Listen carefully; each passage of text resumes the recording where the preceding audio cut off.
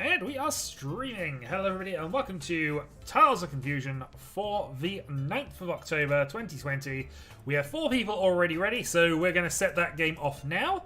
So that is currently Yarok, Solar, Prospero and Kyril going into a game. I would have joined that one, but Kyril joined ahead of me, so he can get to start and I will just observe as we go. So I am planning on running a couple of experiments, as I kind of alluded to. Hello Kyril. But you don't need to worry about what those are. It's fine. I mean, in all honesty, I was happy to start one off. I just checked a few minutes ago, and it was only 3 people, so I assumed it wasn't going to get a 4th up until that point. In all honesty, I actually forgot I'd taken the lobby queuing off, because I normally have it auto-run once I've ended the stream, and then try to remember to turn it back off in time for this, but oh well. Anyway, how are we all doing?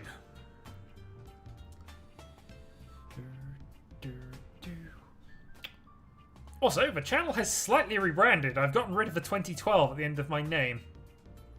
Because, quite frankly, that was silly enough for me to have it in 2012, in all honesty. And, you know what? It just was an easy opportunity to do. It actually didn't take any work at all. So, we're now just Shadowhawk. No year. And if we were going to pick a year, it wouldn't be this one.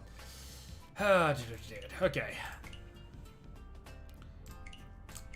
So we've got a bit of time. Let's go and do some quick skimming analysis, I suppose, while we wait a few minutes.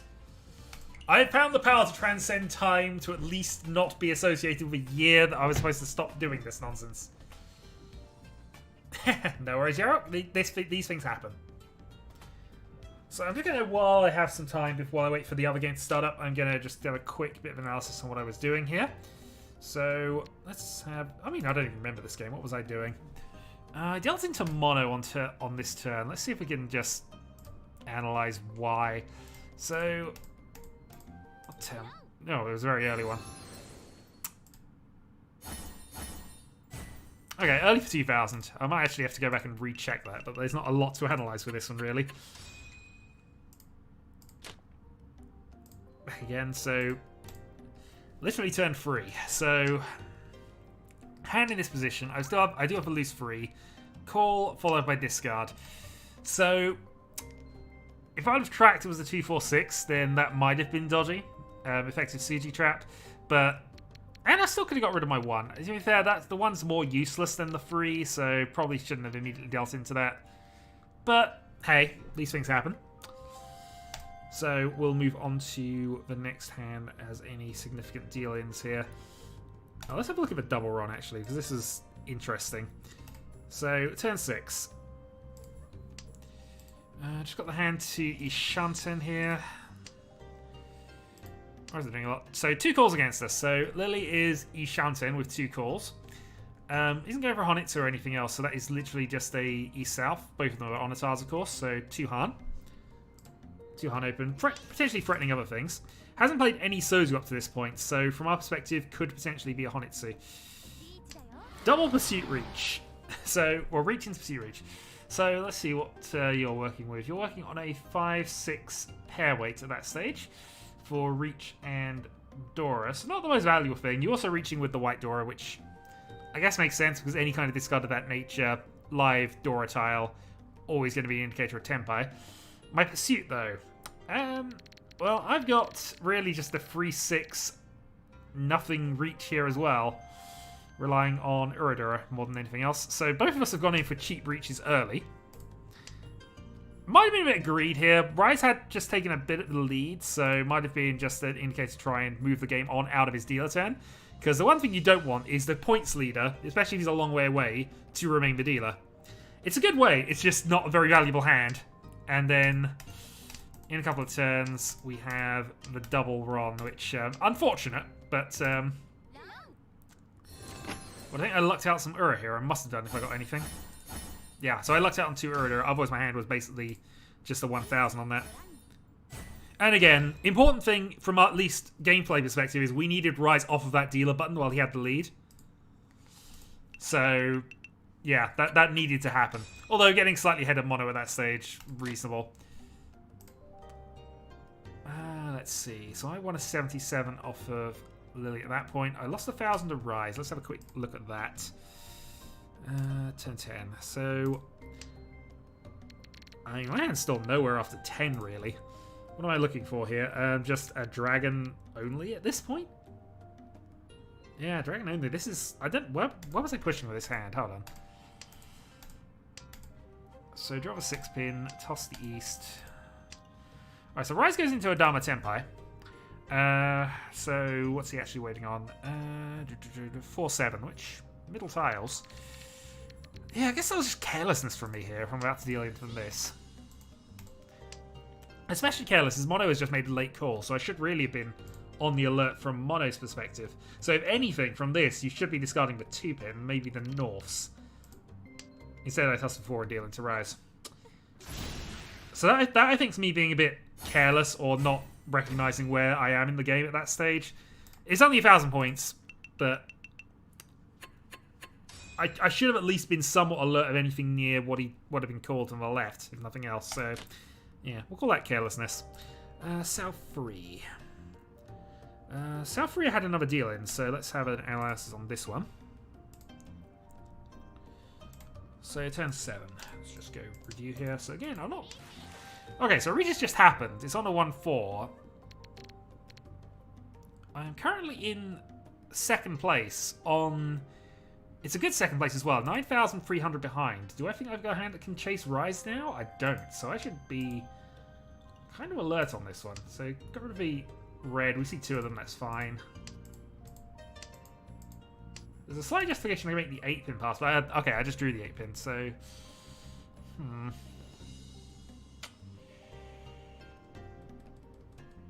Yeah, I'm just trying to work this one out myself, really. This is a little tricky. I think the justification that I'd have if I was just thinking on fold here is that there's still 8s. But, yeah, that's fine. Didn't Nipatsu, but I'd probably... I don't know. If I've got no real easy way to fold, then going to the most optimal for the hand makes sense. But that's, again, giving me a free pair situation, albeit one's cut there. And I'm not playing the free so against it, so... Yeah, I'd probably be better off keeping the 1-3-3-4 and just tossing both 8s, but... Post-analysis. It's always a thing.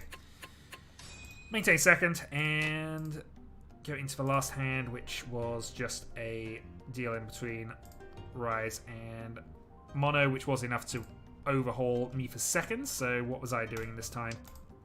Oh yeah, I had the card of 9s from very near the start, and was just trying to work out whether it was worth going for the attack, because... Oh, honestly, I never got that. I never got close enough to Tenpai with this hand, but, you know... I'm still getting rid of Onitars and my hands in this shape with a call on the board. Draw my 3rd east. Yeah, I did not have the actual ability to face this, I don't think. My hand was just not developing fast enough. And there's the dealing. So not much I can do there. It's kind of holding on to the Khan and seeing if that would be useful for later. If not, it's 4 safe tiles. Concealed Khans are usually good, but 4 safe tiles if I absolutely needed them for anything. Close battle with 3rd for Mono. Okay. Well, I think the other game has developed far enough that I can actually do some analysis on that. So, I mean, it's now got to the point where I could actually now review the game. So, let's see. We currently have Rumi currently waiting in the lobby for any additional games. If we get another 2 people in, I will join and we'll get a second game started off. Okay. So, opening up, we've had a North Reach from Chiral on a... Is that a pairway? No, that is a 1-4. And Yarok deals in.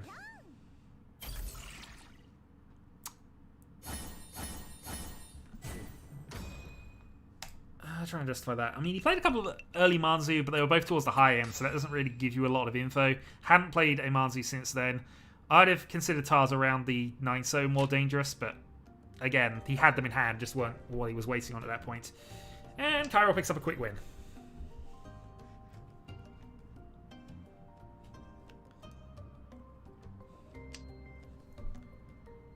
So, what are we looking at here? Oh, Solo's got a hand. That is a lovely dealer hand. That is an awesome dealer hand. Okay. Fine. Well, sometimes it's just with you. Now, this is a possible Honitsu force, but I don't think he even needs to go that hard. If he can, you know, this 7-so is not the most likely thing to come off, but Forcing on Hitsu is a mistake. Cut the 6-8. Cuts for 7 instead. No, 6-8 I think would have been the better, because that's isolated just one tile that's useful. The other shape had 2 tiles that were useful, plus obviously additional 5s. So I think that's gone backwards a little bit. Kairo's hand's going to be slowed up by that white dragon if he doesn't play that imminently, but his hand's not actually... His hand's a little awkward anyway. He needs a couple of closed weights, but he does have triplet 2 pairs, so not impossible he'd develop that from there. In fact, now it's actually looking a little more likely. So 3 pairs and a triplet. So he could go for a toy with the dragon as a backup plan. I always prefer to do that if I've got Dora, or at least I know where all the Dora are, though. He's now, yeah, getting there for 7 pairs now. 7 pairs of Ishanten, which can obviously upgrade to various triplet shapes if it comes to it. So Kairo's hands come together really nicely. Meanwhile, Solar has still got that closed 6-8 to worry about, and that's likely going to be what he waits on with the way this is developing at this stage. So Kairo drawing the 6-pin. What's he want to do here? Cuts for 7, which I guess is one on board, makes sense. Get rid of your risky tiles in the first row if you can. Force a call, or at least force a known element. If somebody does call it, you have a rough idea what their hand's going to do. You devalue their hand a little bit because they can't reach.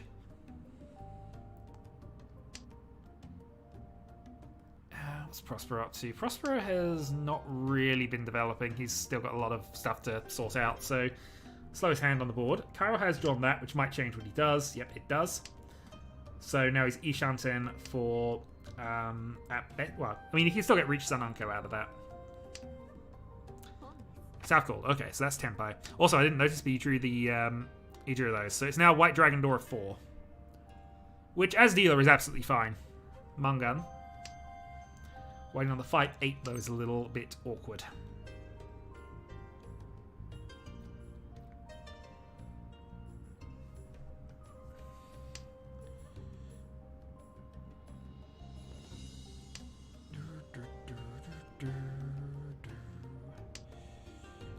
Well, if you're talking about East 3, he's not done anything in East 2, but obviously I'm a bit behind with things.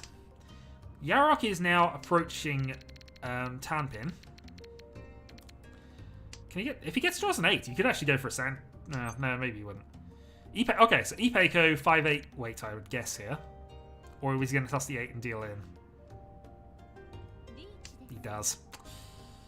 Unfortunate. Yeah, Tanyo, Ipeiko. My sand wasn't massively valuable on that basis. It's not Pinfu because of the way it's shaped up, but still, Riichi, Peiko, Dora, free Han. And Yarok is down to 9,100 as we go into East 2 repeat.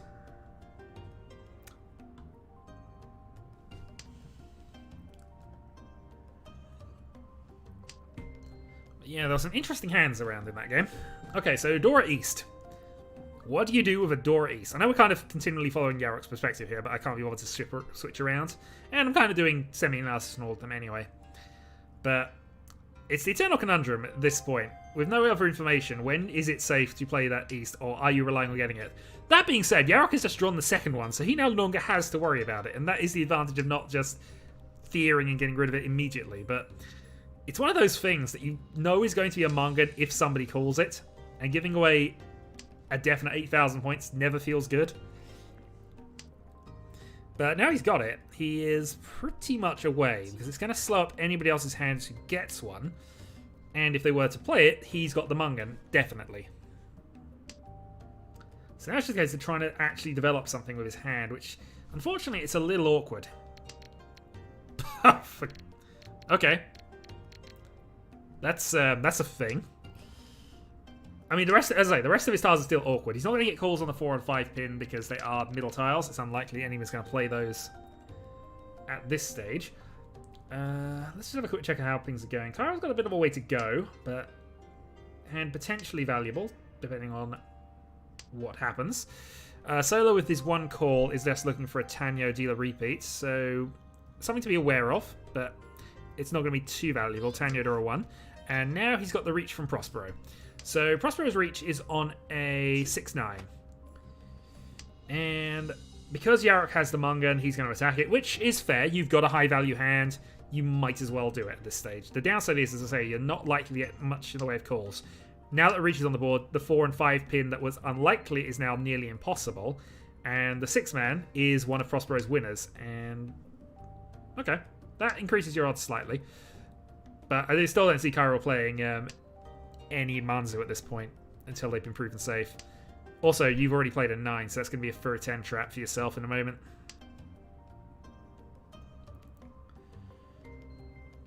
Yeah, I think you'd almost think about playing the 8 just to secure that. Fur 10 two-sided, but there's only one 9 left, so being two-sided doesn't give you that much benefit. And actually, looking at the board, the 6s are dead. 1, 2, 3. No, not dead, but, you know, basically dead. Hell weight on either of them. Not that anyone's got any way to know that. Still, we're hopeful. We're hopeful for a comeback.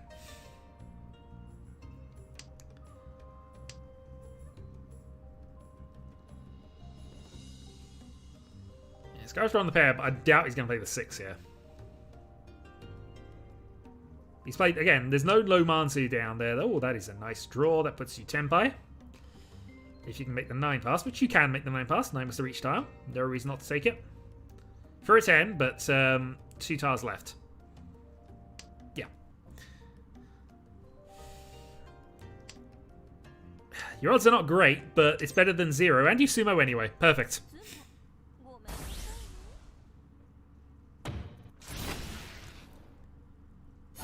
Yeah, 6-man would have been a double run. I didn't see you playing that, in all honesty. But, yeah, sometimes you just get that lucky. I mean, drawing east into east into east in the first 4 discards is quite nice when it's Fedora. Yeah, no, you were not playing that.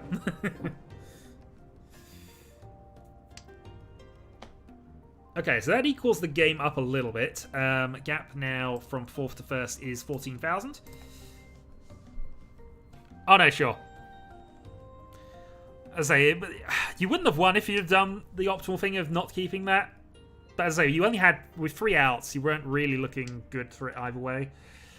Still. It's the marginal upside versus the fact that you can't win on 3/4 of the discards.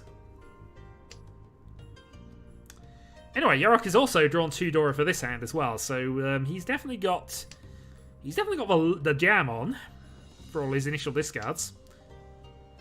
Let's just have a quick look at what everybody else is doing. So Solar is a little bit all over the place. Possible Yupeiko. Pair of his own win, though. Yeah, but obviously he wouldn't have won from that, and it would have been a double run had that happened. But again, there's more like the more likely run versus the reliance on sumo, I guess.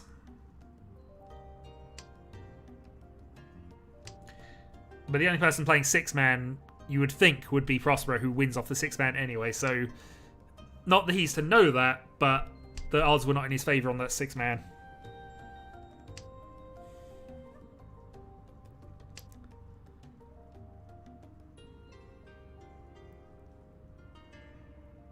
Only if Kyril were to be silly enough to play it at some stage, which we're fairly certain he wasn't going to.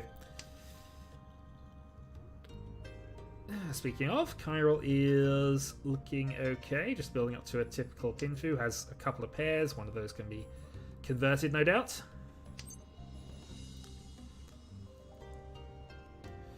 Prosser up top, 2 Dora, and yeah, if he loses tiles, he needs to clear up as dealer. That being said, his draws haven't been excellent for this, so he's just having a slow dealer turn. Meanwhile, Yarok is drawing completed sets. It's rid of the 8-pin, so relying on the 9s for that. Probably would have been more efficient to play the 3-pin, although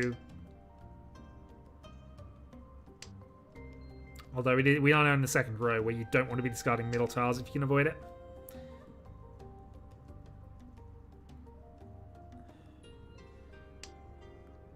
Prosper's hand's starting to come a little bit together now.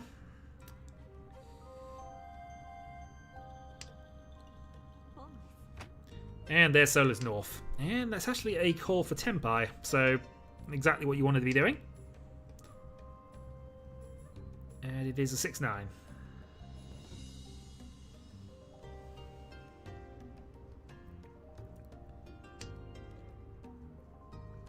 It's not especially valuable, but he is in the lead, and this just furthers his goal of finishing the game as quickly as possible.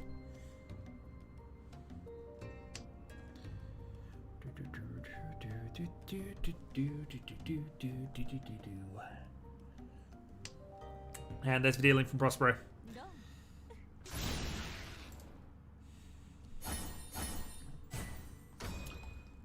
Let's go back and look at that. But that was a... He discarded the 1 off of that, didn't he? I guess the 1's not an indicator, but the 5-man and the 5-so were probably tempai indicators, or at least near tempai indicators, that you might have been able to identify with, but sometimes you're not always looking for that. Oh, sure. If your hunch is, if you're not dealing in, then it's difficult for you to necessarily fall to last. It's just not very easy to win. And it's ultimately, you've got to push when you get the right hand. You can't force... Well, there's an argument you can't force it. The argument is you shouldn't force it. But at some point, you need to win a hand to maintain value.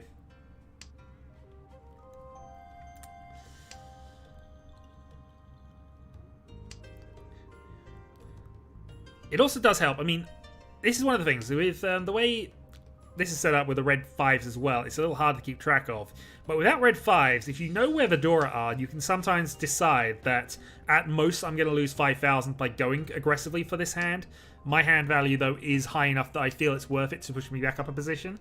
So therefore, on that basis, rather than just folding out and scoring nothing, I might as well have a go for this hand and just see if I can get some points on the board. Because, I mean, even winning a 5-2 buys you a couple of hands of other people scoring points.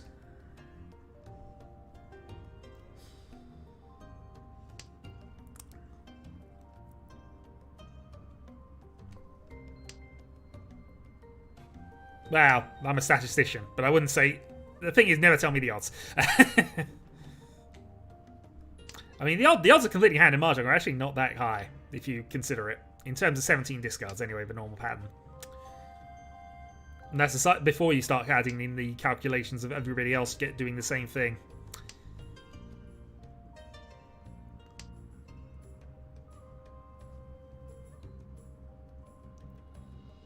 But my statistician courses were far a long time ago, I've got to be honest. Oh, good God. I can't even remember how to calculate standard deviation. It's been that long. I should look that up. Anyway. Anyway.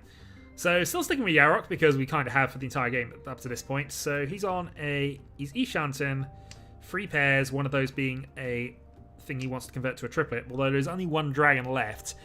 And there's always the chance when you want that last dragon that it just won't be in the game. There are always 14 tiles that just will not be in the game after all. Which is about a 1 in 10. And even if it is in the game, somebody might just decide this late in the game to just fold a bit. Anyway, somebody has given Chiral Dora free. Did Prosper get into tempo with that draw? Oh, I'd consider that quite bad. Now, see, if he'd have done it there, instead, risked the 7-pin, then reached on the 2-pin, I'd have been happy with his sequencing. But although, if you consider that, he could have kept the 2-pin with that hand and been on a better weight. He'd have been on a 1-5 pair weight. So he's lost it. He's lost the Dora for not a lot of reason, in my opinion. The Pursuit Reach, though, is a Dragon 1. Both hell weights. I'm not sure I agree with the Pursuit, but especially when you see a Dora free on the board. Both of these are not 100% with the decision-making process here, but we'll see.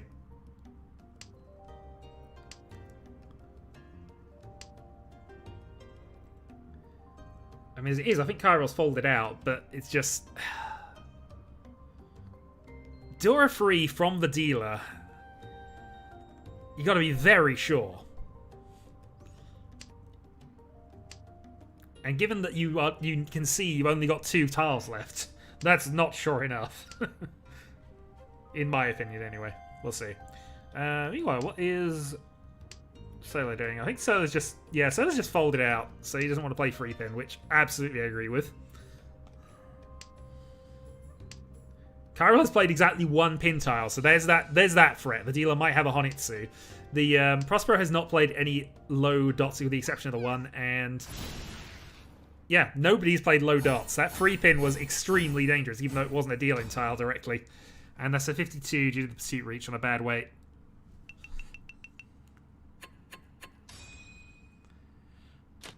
Oh, yeah, I disagree with Prospero's sequencing to an extent, and I disagree with the Pursuit Reach.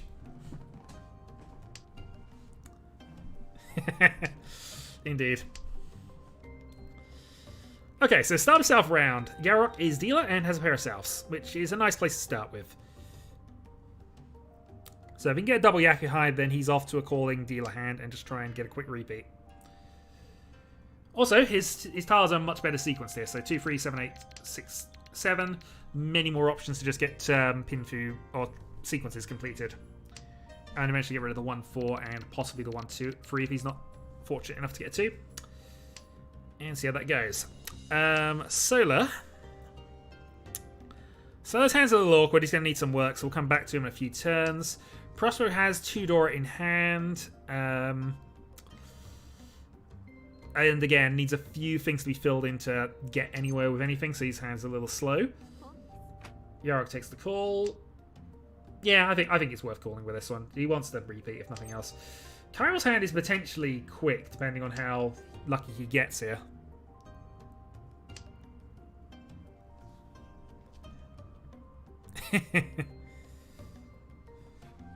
Okay, so double call. So deal a double call for South and 1.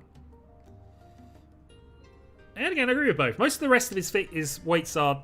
the only problem with this now is he doesn't have a pair.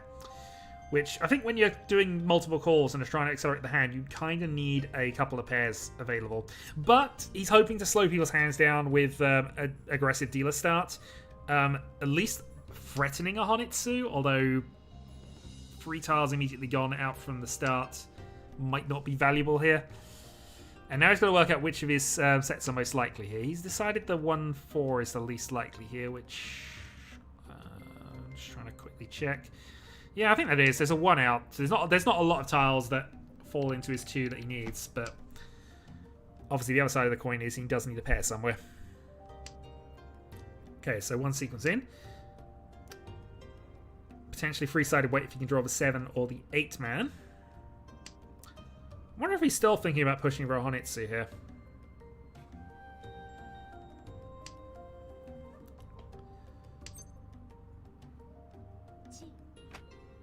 Okay, this gives him Tempo, 4-7.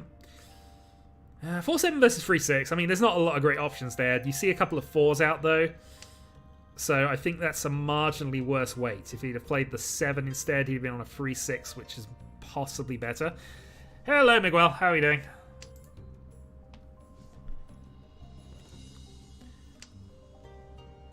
And now can he go... Well, he can be greedy and go for that. That's a...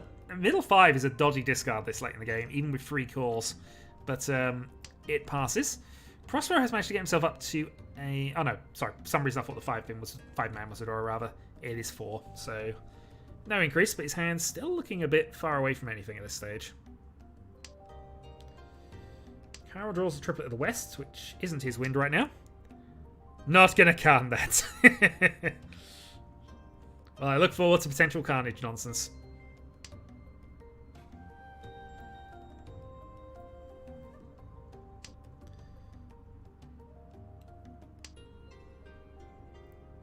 Okay, well, he's committing. He's on low points, so I think he's got to the stage of I need to at least be in tempo at the end of this, keep my dealer turn, and try to get something with value.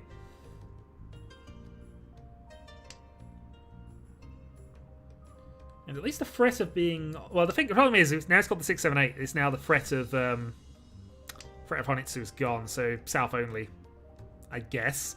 Maybe South and Dora, depending on where those are.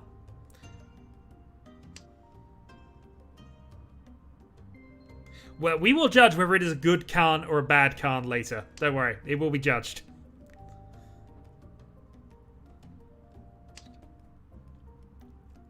Well, I think Yarok has managed to just about get away with this one, I think. 4 draws left. I don't think he's going to win, but I don't think anybody else is going to really challenge him at this stage if they draw anything dodgy.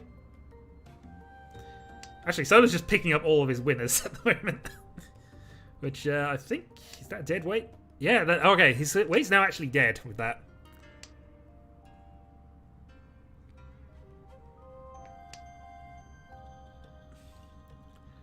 Again, no way for Yarok to know that, but middle tiles don't tend to come out of people's hands, and they're useful in many ways.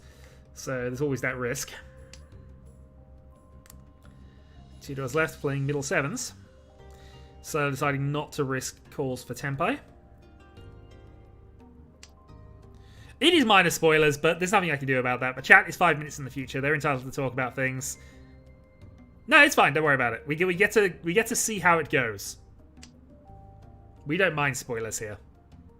Provided spoilers aren't actually affecting anything in the game. Oh, can I almost hit Tempai? If you can make the 5-pin pass. Plays the 6 and deals into Solar, who I hadn't realised had just hit Tempai. Oh, 39 for Solar, which extends his lead.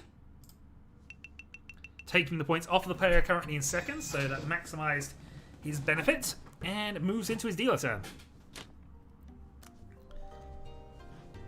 So, yeah, kept all the dodgy tiles and won with them. Yarok going for the initial snap call. Given his points position and the fact he's got no dealer turns left, I probably would have held off. Because his hand's not good, given that he is, he needs, what? 10,000 hits second place at this stage? So he needs a Mungan out of somewhere in the next 3 hands. And I think securing 2 safe Norths is probably a more valuable thing than later. And if the next North comes off, he might be able to just, you know, use that or just use them for safety later. Also, Solar has a 2-door hand.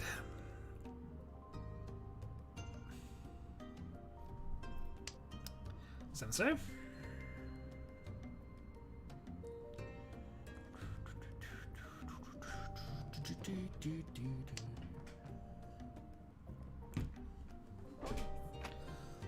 Okay, dealer call. So he's looking at Tanyo and possibly Toy Toy.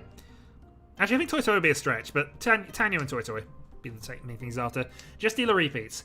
Strictly speaking, doesn't need to go for these, I guess. His lead's 13,000, though, and both Prospero and Chiral have dealer turns left. So, I mean, padding out the points there is a benefit to. I'm just not convinced this hand was necessarily it. Especially now he's got rid of his second Dora. I think Tanyo 2 Dora, you could just about justify it. Toy Toy 2 Dora, sure. Tanyo 1, unless your hand is immediately there, which it's not quite there at this stage.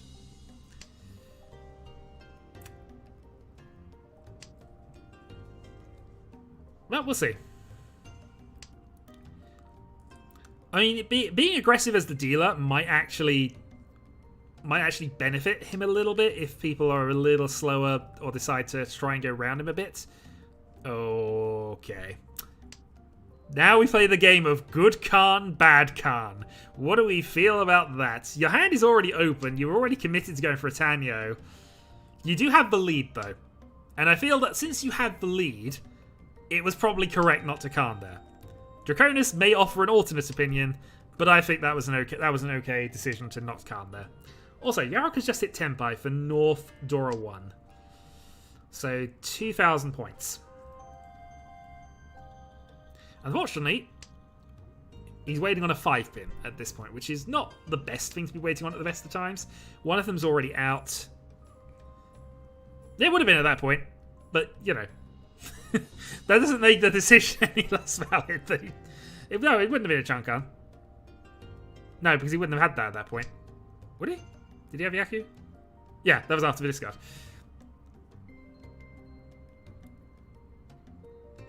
And there it is. So dealer loses points, but not that many points. Seat Windora 1, 2,000. So Yarok still is in a position where he needs a Mungan.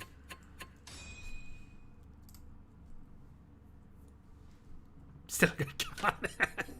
Well, I mean, denying the potential winning tiles, and it would have meant he wouldn't have drawn that 5-pin, but I think that means the 5-pin would have gone to Yarok anyway. Okay, so into East 3. Prospero is about 10,000 points down on Solar, so a Mungan Sumo is all that Solar requires to take the lead. Solar will be going for any hand, regardless of value here, and actually doesn't have the worst of starts. 1 triplet, 1 run, 1 pair. I just need to pair one of those up, and that looks pretty good, I've got to be honest.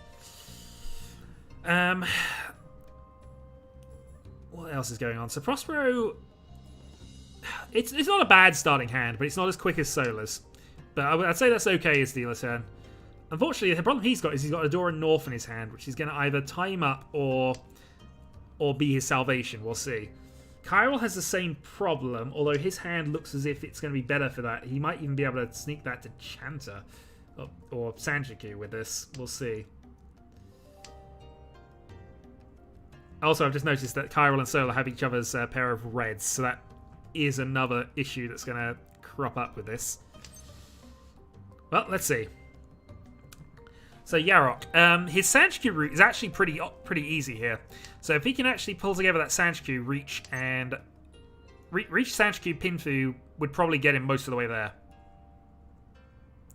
Oh, South Sanjiku, Riichi. That was Mangan. That would be enough to get him into set to third. Might even be enough to get him into second with that, because obviously he takes 4,000 from the dealer, gains 8. So yeah, he'd actually take second if he could reach Sanjiku this. Unfortunately, he cut the 1 pin.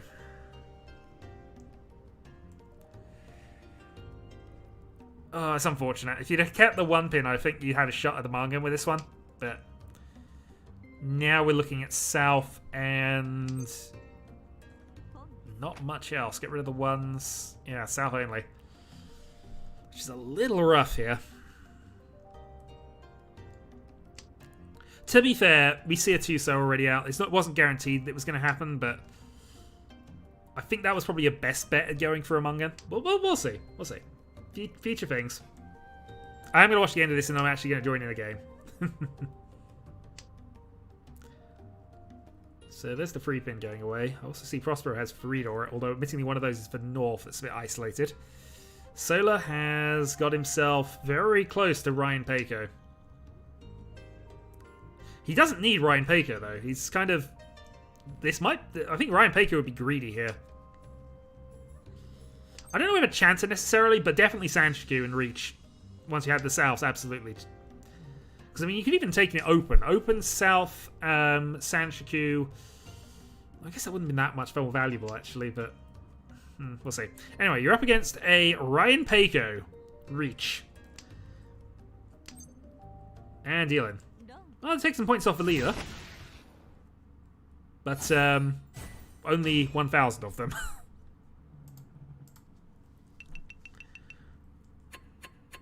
I mean, you might not have gotten there very fast looking at that, but Tao could have been a pair as well.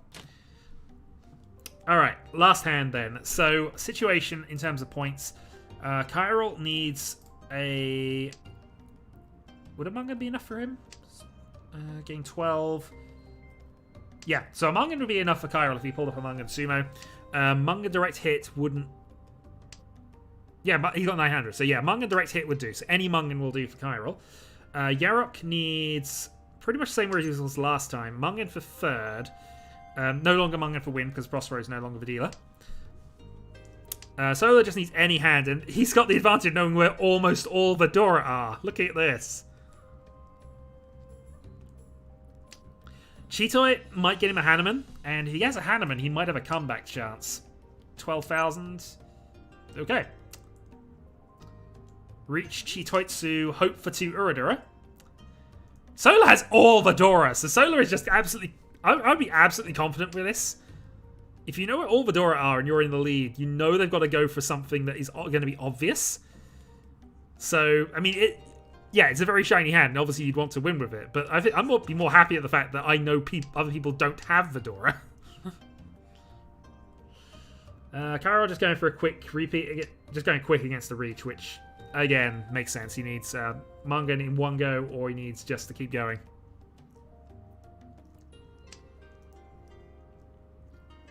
Yeah, absolutely.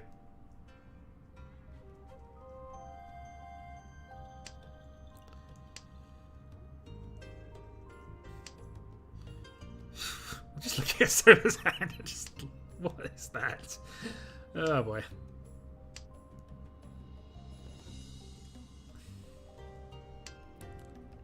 So Solar got the 8 over that, which has given Chiral another in, which is fine. It is extremely shiny. And that's going to be a deal in, is it? Oh, he actually goes for the 8 rather than that. Yeah, I agree.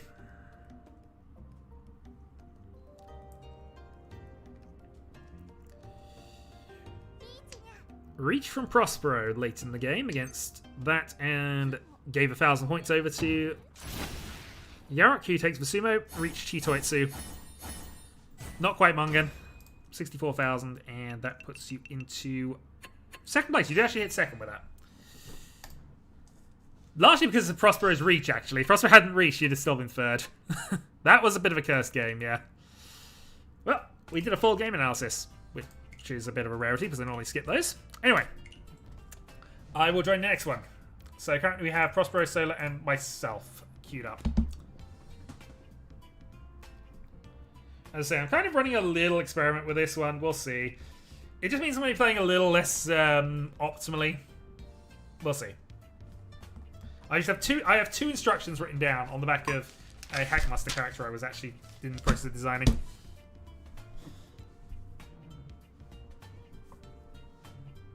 I'd still be last, indeed. Probably, but I think from your perspective, as I say, knowing where all the shiny stuff is means you can fold and know that no matter what the win is, it's not going to cost you the lead, because they need to have something kind of ridiculous to do that. So a sort of, I think the only thing you were worrying about, I guess, from your perspective and your point gap, was if it was a sumo Shinitsu something. And it would have to be something of that kind of ridiculous nature to get there. It is. Unfortunately, sometimes you can't help it.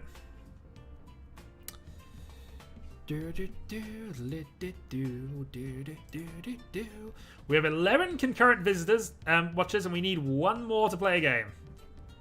Otherwise, we're going to have to take this lobby into Sanma mode, and we all know that's going to be ridiculous. You did! Oh, we have Kyril and Yarok. Kyril, I assume you just joining in because I mentioned that rather than anything else. So I think we'll have a game with Yarok then, since I've not played with you in some time. And start. No worries, it was just because both of you popped up at the exact same moment, so I was giving you your outs. I wasn't going to just take that. Anyway, I have 2 instructions written down for what I'm going to obey as much as possible, and we'll see what happens. If I go 4th, I'll know exactly why.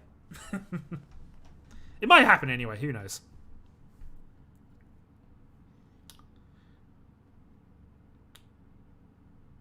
Oh, hello, Lily.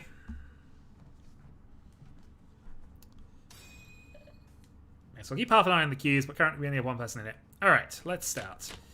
So, what are we looking at here? This is actually not a bad start. Potential Sanshku, Dora.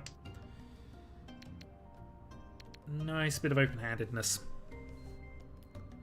No, you've literally just appeared in the queue right now. Sorry.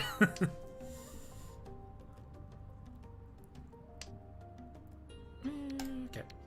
Early 7-pin. Early 7-pin, early 7-man, and then we'll see what we can do with the rest of this. But it's looking like a good little pin for Dora hand.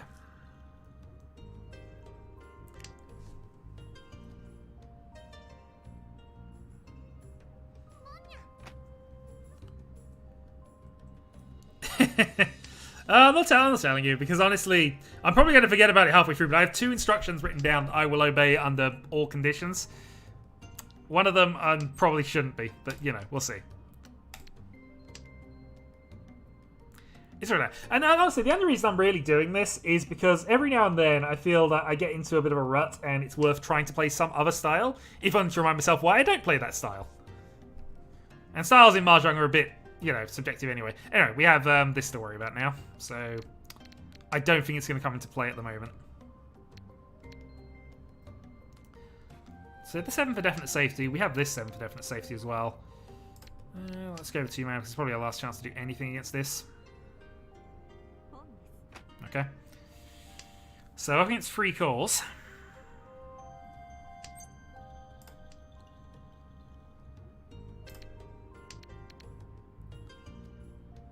Everything's conditional, indeed. In fact, I might get through the entire game and not be able to actually obey either of the 2 instructions. Well, actually, that's a lie. The second instruction, I'm kind of going to be forced to obey, in any case. But we'll see. Dora. Well, 7 been safe, but also it's the 8, so we might as well open things up. I'm probably just going to get rid of this 1-2, and we'll see where we go. And if not, I've got another safe tile while we get hopefully draw a 6. Have given up a pair for this, but again, I'm more focusing on just not dealing into the 4 calls that are against us at the moment. And even the 1-2 looks a little dodgy. Actually, Dora's already been played. Yeah, we'll go with that.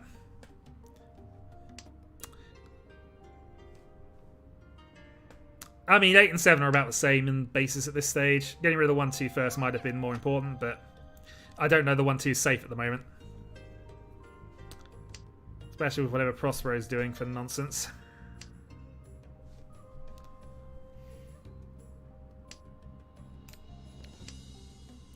He's played 2 8s. He plays 2 7s rather. He doesn't have any high Sozu.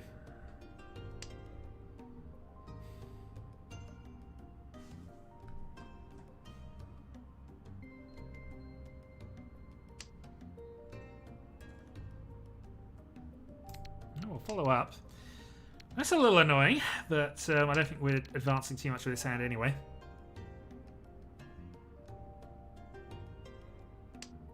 Nah, he played those very early on. I doubt he's got anything high Sozu, but again, I only have 2 definite tiles here, so I need to try and work my way around that.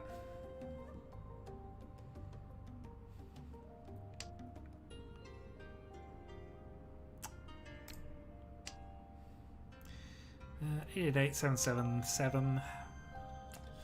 Need one more 8 for the 9 to be absolutely safe, but I feel it's probably... Actually, I've got a 5 pin now. Who knows? Oh, well, it was free, man.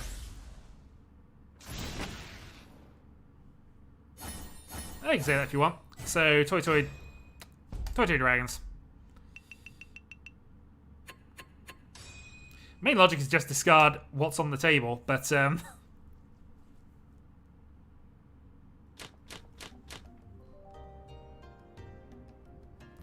anyway, dealer turn. 9 pin. 9 7. You cannot. There are very specific rule sets that allow it, but in most general online matches I've played, no.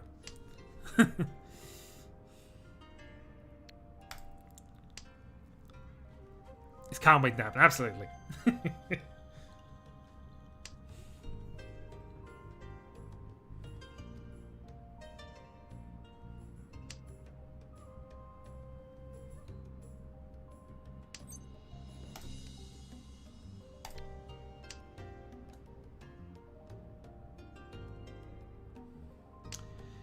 Well,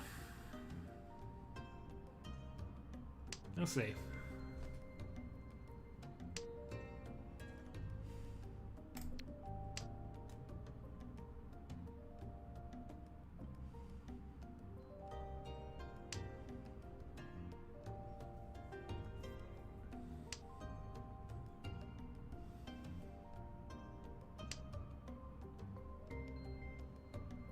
Okay, neither do that.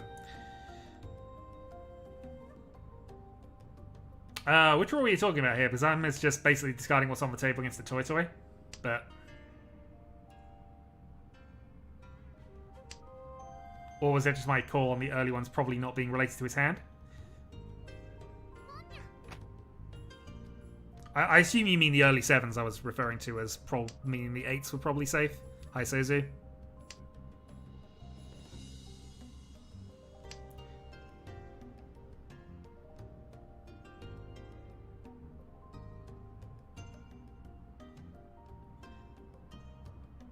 I'm gonna have to read. My memory is terrible at things. Alright, so we're up against 1 call here. Last chance to play anything middle tile, so we'll just get rid of our 6 here. Alright, so unfortunately we've held Prospero again.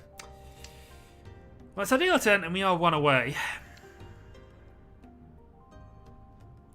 Not a great way, but...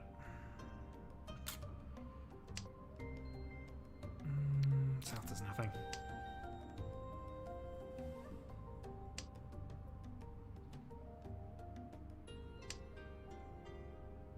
Oh, I didn't say they were safe. I'm saying it was my reasonable call. There was also an 8 played by Solar earlier. So...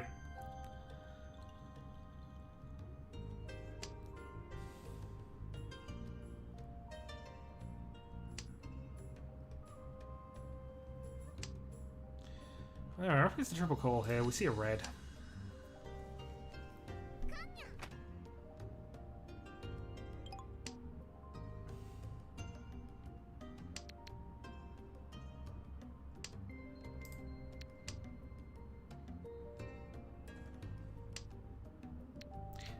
Well, now there's tiles on the table, because he could easily have not been in a toy, but... Interesting.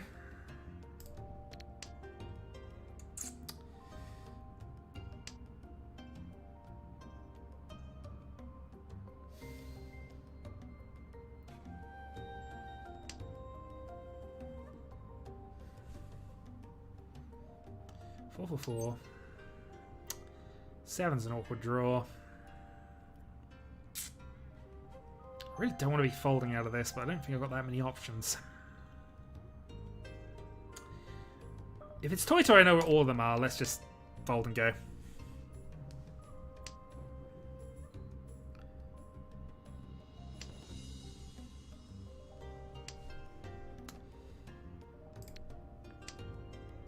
It probably is time, because we've only literally had 2 games at this point. This being the second one.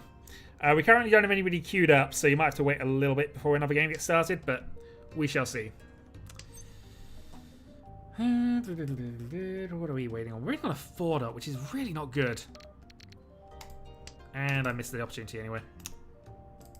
Oh well. Yeah, it was. I don't think it was necessarily going to work. 7's not a great tile against what he's doing. There's no 7s on the board if it's toy. I think I'm going to have to just fold out the 3s and see where we are.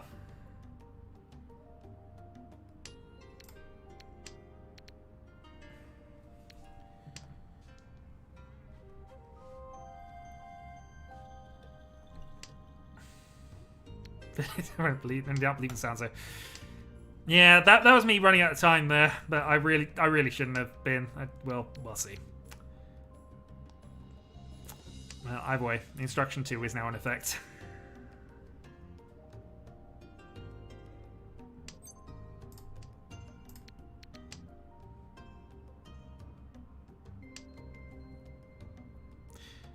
I mean, I was an auto discard, so you know. It wasn't the one I wanted to make, but the fact it passed meant it was going to be my safe tile after that point.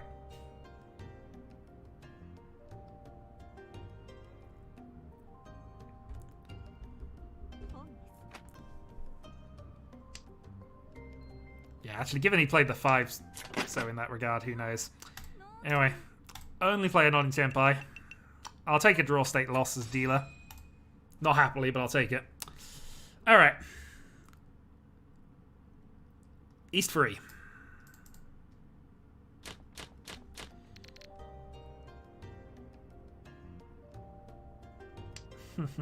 Okay.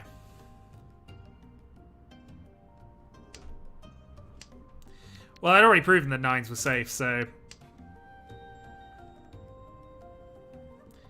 All the 9s were gone. I saw all the 8s as well, I think. Or at least I saw 3 of the 8s, so... So I'll go for fun. Eh. So Anko for profit, I think, is more valuable. Right, follow it with red.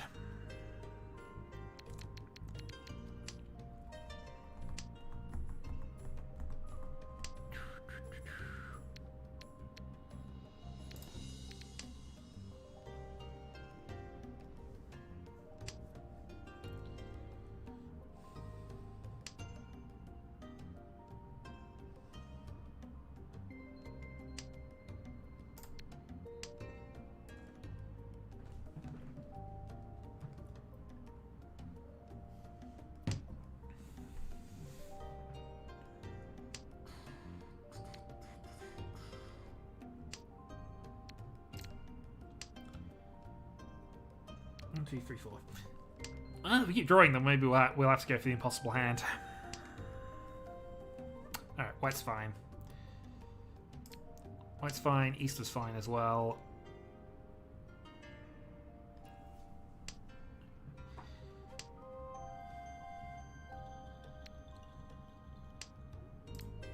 Okay, door 2. Door 3, sorry.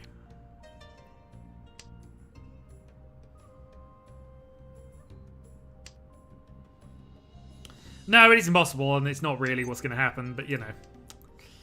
Gotta be considered, if nothing else. Besides, we've only got one loose tile left anyway. At least one loose tile that's going to matter in that regard. I can't play my 3-7 anymore because I've been concentrating on just playing terminals. So, let's just hope the free pin becomes safe. What tempo indicators do we have? Possibly a free man from Yarok, but still playing what he drew. Oh, that's a good draw. Late in the day, but let's go for it. Go on then.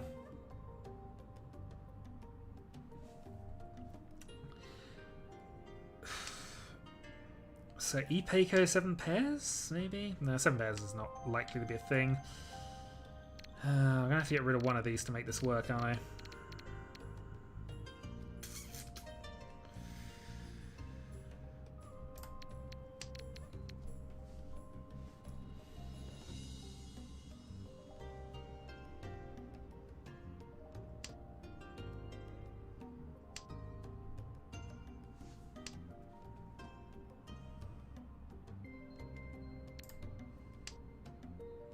Huzzah! Wait, you can favorite the lobby. You don't have to actually have that memorized.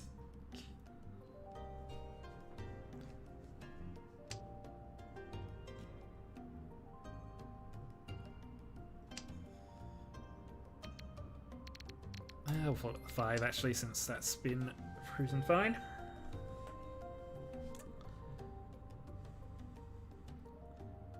Be careful, that'll be on the test, indeed. Clicking the right buttons. Okay, so 4 man's now safe.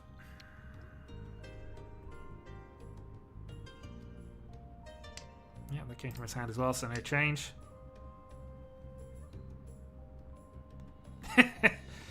I remember the room code to your lobby, which doesn't exist anymore. Okay, reach from Prospero. Well, we only have one safe tile down, but that's fine.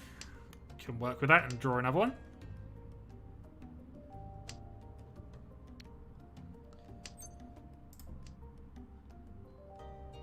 I'm about to say I doubt it was a 9-pin.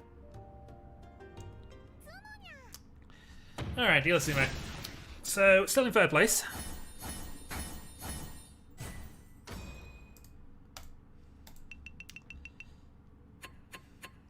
There's a possibility Instruction 2 has been obvious, because I've done that a couple of times now, but Instruction 1 I haven't had a chance to, generally speaking.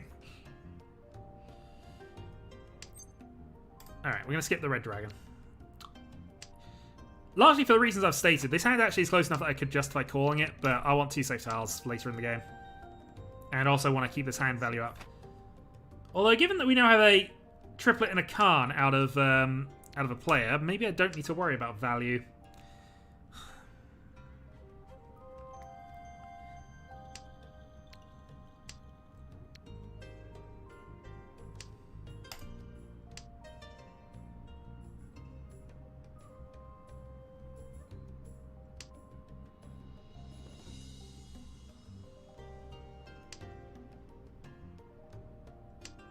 I mean, complain away. I've not had a chance to do anything special particularly because the second instruction isn't really anything that's massively different from what I should be doing anyway. So...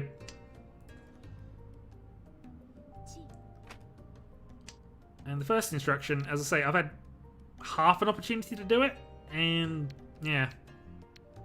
North, we'll go for it.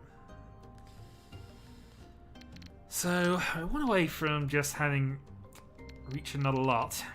Could try and upgrade this, but against free calls, it's probably a bit... it's probably a bit nonsensy anyway. Okay, no North. Yeah, free for safety if we want to use it.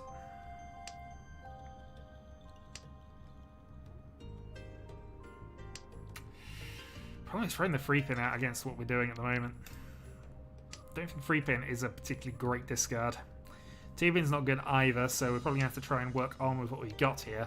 So, from that basis, my only real plan is, I guess, 7 pairs at this point. We've still got 2 reds we can use for safety. We know 3's safe. Alright, that puts us up to 7 pairs each chanting. But again, we don't have 6 or 8 that'll pass him either.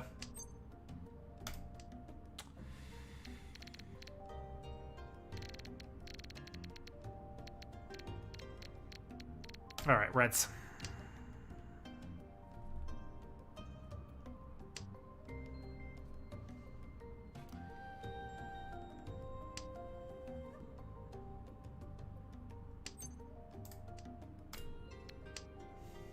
Alright, back to 7 pairs each chanting. Which at least will give us Tanyo and Dora 1, so...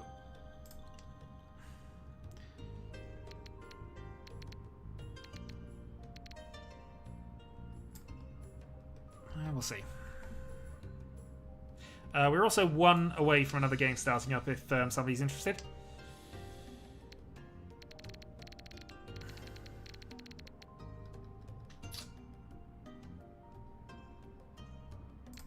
Okay. Now 7 is risky because he's likely to be able to call by the other 2, but I'm actually almost hoping that they'd advance a little further. Play 5s for safety against the player with 3 calls. And see how things go. Green is fine.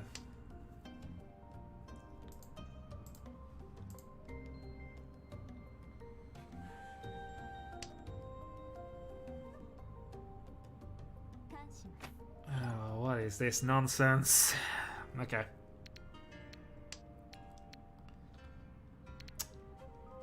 Alright. Oh, no, don't want to cheat that. Do not want to cheat that. Well, I'm interested in that.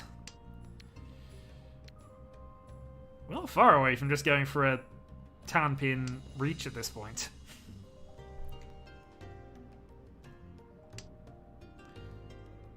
With that many Dora on the board. Yes, it is. We can't really play those 8-9s, so now we are just relying on getting that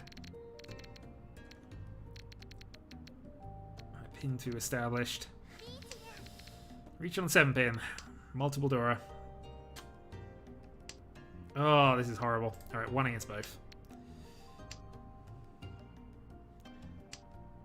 Oh, Chiral is just popping in and out of a lobby, just blinking in and out at this stage. Okay. Oh, tricky. I think we're going to play the 4 because it's safe against the Reach. Okay, Chiral, you definitely won in.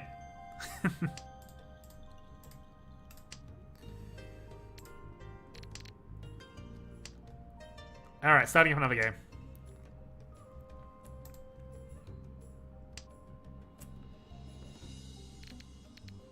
One is safe against both.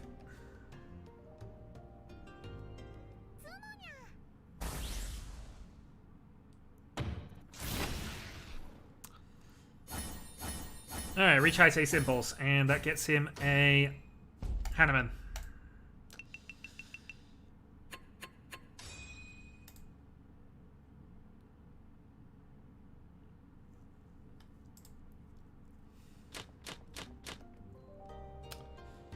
Well, it's not looking like the game plan at this point. Layers of Reality is definitely a state of Mahjong, I'll be honest. Okay.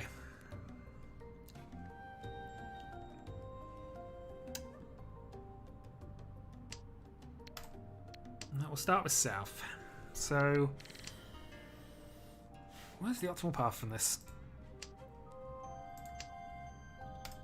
Unfortunately, it's just on the second screen, and I'm playing on this screen and concentrating on it. Chat is in the middle, so it's kind of... I have to look slightly further to the right to see things.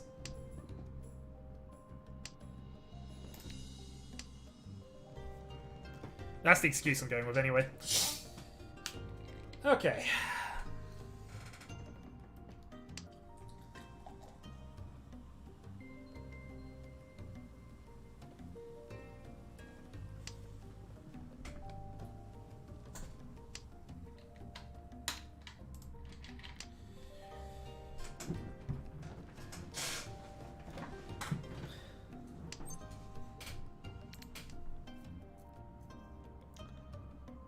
You've plane shifted to the realm of ranch dressing.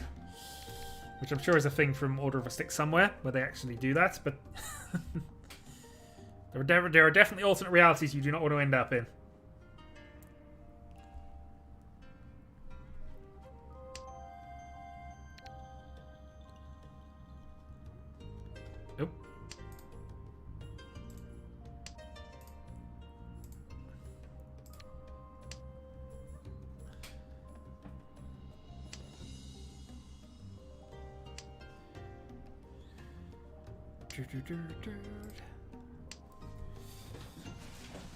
Oh, yeah, definitely not getting anywhere. I think I may have to scrub the second instruction in a little bit. We'll see.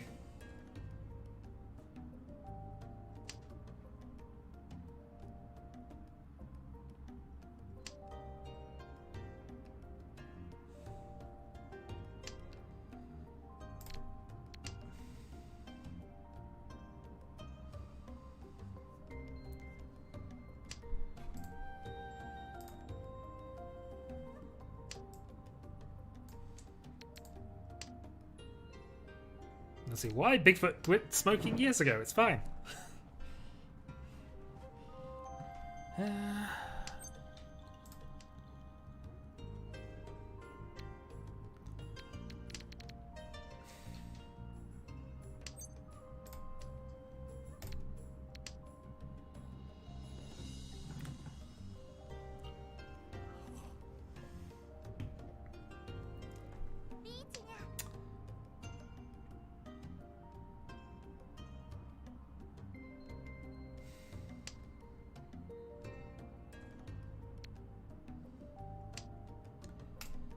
Not much I can do against this, annoyingly.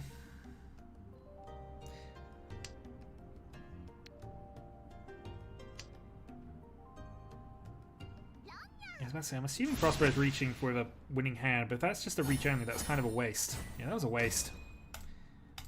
You're in the lead, why risk that? Hoping for Eridur and knocking out Solar? I mean... I didn't do anything for you. Oh well.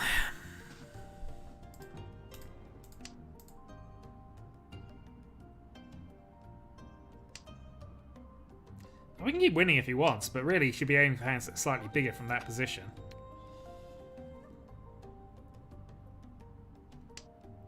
We're aiming for wins when somebody else is. Well, we've got 2 early calls, which is a consequence of people going for these sorts of chains. And we'll see if that's overcalling or not. We'll see. Start with West.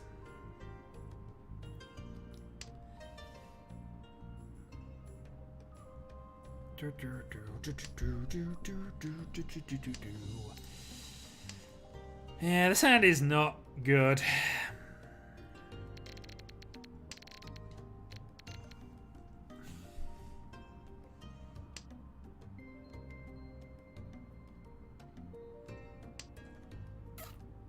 We're going to play a white dragon here. We already see 2 white dragons here. We'll hold that for a bit.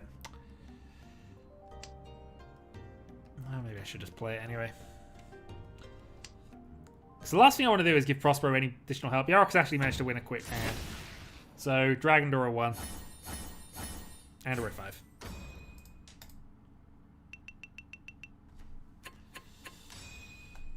Which means Prospero for dealer button. And we move to East 4. This is an okay start.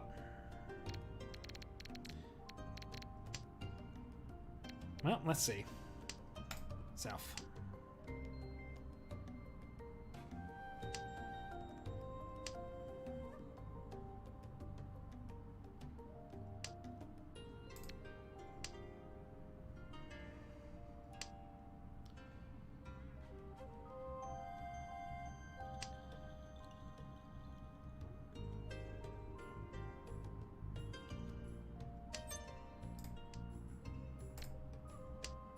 Oh dear. Either way, the experiment's probably going to stop at East 4 because I've just not had the opportunity to do anything.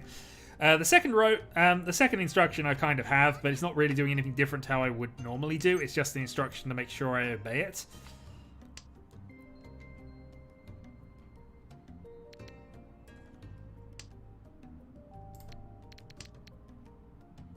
So 9s for our pairs. We do have 2s as well, but we can always use the 9s for safety against Prospero, who's just called. We're among away from second at the moment.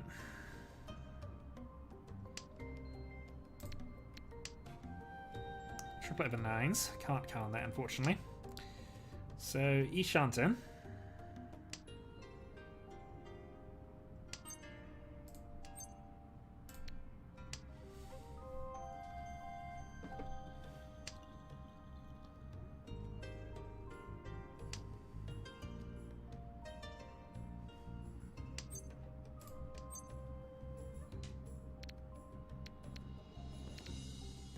Alright, couple 9s.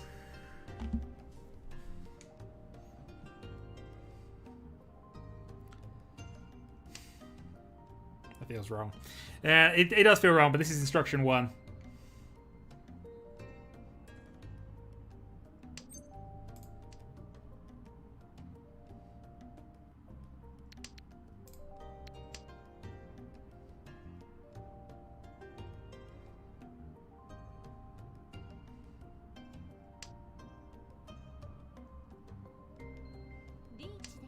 Actually, technically it doesn't disobey instruction 1, but we've done it anyway now.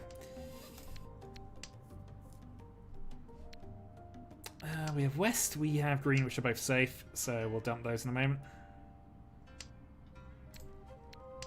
Sanchiku is now a potential upgrade. And 2's actually safe against solar.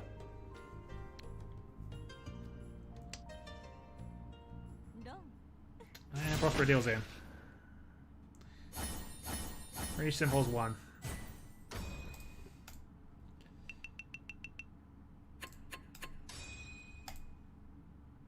Yeah, strictly speaking, it didn't disobey my instructions there if I'd have done it, but yeah, fine.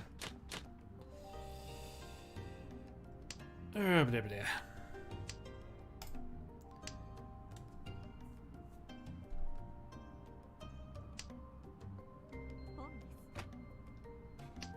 now in a position where we actually need to start doing things, so I should probably start trying to play the game seriously again.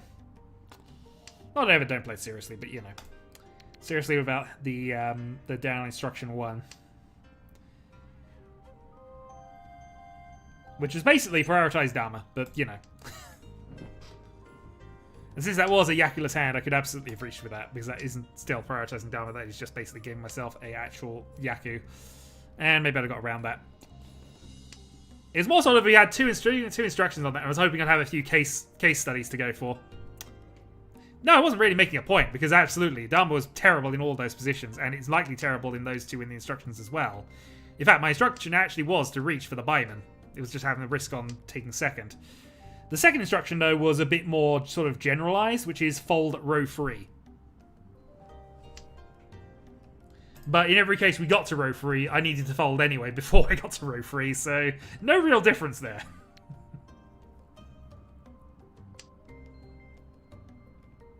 But that's more sort of me overplaying things late game, and a couple of instructions there.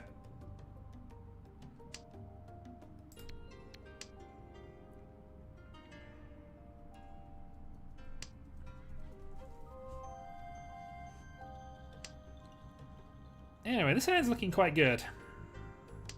Things start developing. There we go. Nice 7. So, Ishanten. For what will be a closed weight, whichever way we do this, I think.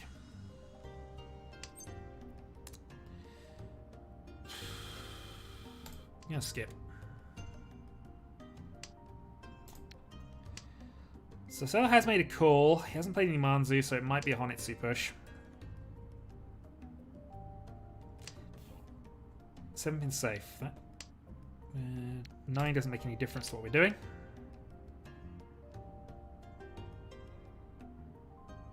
Oh dear. Well, I might be laying my 1 in a moment. We'll see. Nobody will believe that either. So yeah, any odd Manzi tile except 9 and 1 get us there. And 8 so gets us there as well, actually, come to that. Or a 4-man. Oh, I don't want to can. South. But 37 down, 77 down from second. Ignoring Prospero's score for all intents and purposes at this stage. One Dora, reach.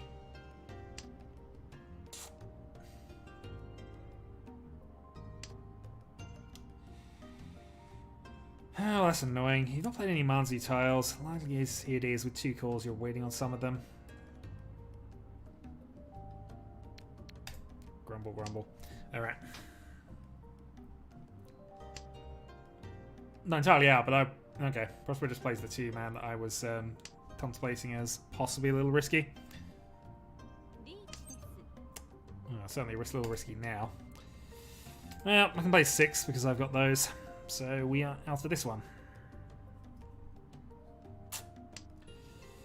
Yeah, we're just a step too slow, unfortunately. See how this goes. 2-man's been pretty safe, so we can do that. Try and get around it, but it's going to be awkward to finish with this, I think. Although actually, oh, okay, see what's happened. Let's say there was a potential upside of 6, 7, 8 Sanchiku. Oh, that is Quad Dora. Oh. No, it wasn't Quad Dora, it's Tridora. Sorry. I saw the 2-5 shiny, one of them was red. Yeah, that is Tri. Alright. My push is solo down to second, means there is actually a battle for the lead going on now. We are not in a position to challenge for anything at the moment. And this hand is pretty garbage. Let's head for a North reset. Come on, give me... Oh, Prospero! We wanted a North reset. Play a North next, I know you have it. Probably means you've got a decent hand as well. I don't know. What do we even want to do with this? Let's throw a 9. So I'm going to throw both 9s and then just see where we are. I'm assuming the dragons are going to come out, which they are.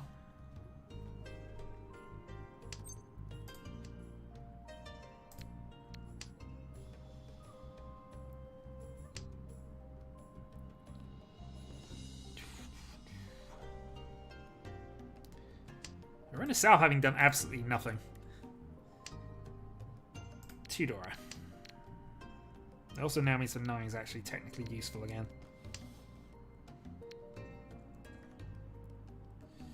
So I guess we play green next and hope that we can fill in some of the close weight gaps here, preferably the 7-man, before somebody else wins. Dragon's been called by Yarok for dealer, so that's fine. We can get rid of it there. Okay, fine. They could have done a North reset. We've just drawn another North.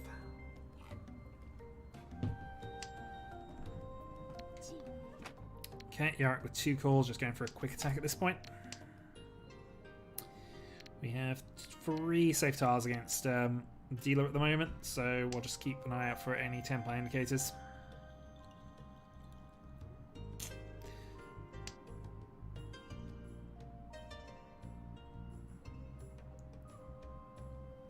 Pulls and solos 2 pin.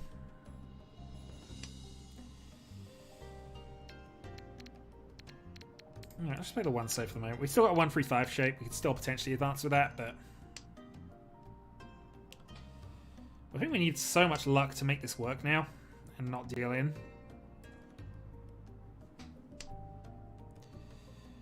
Red safe.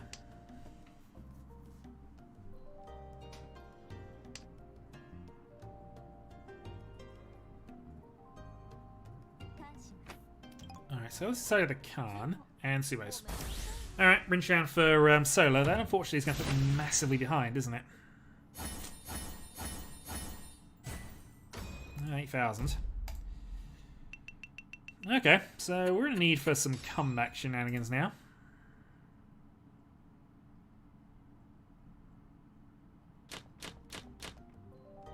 And we get that. Double Dora. South. Okay. Alright, I think we've got to attack this one because we're just not going to get another chance at this stage. 2 Dora, hope to get a 3 pin early. 5 pin's possibly fine here, we'll see. Stuff and things need to happen.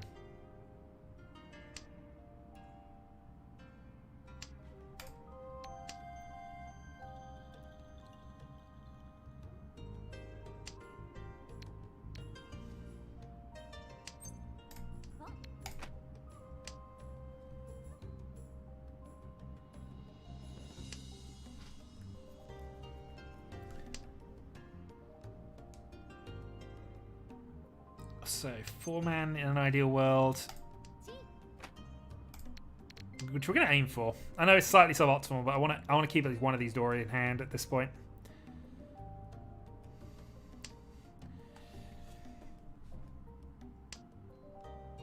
So I was playing a free so against that. A free man against that, sorry.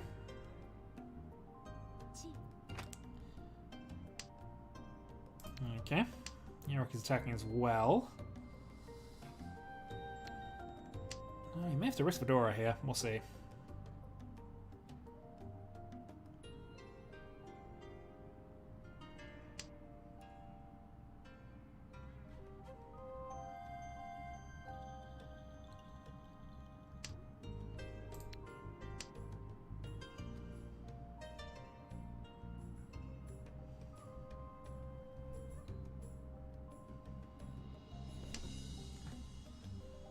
This is the first free pin from Prospero, which is exactly what we need. And we would have got had Yarok not made that call.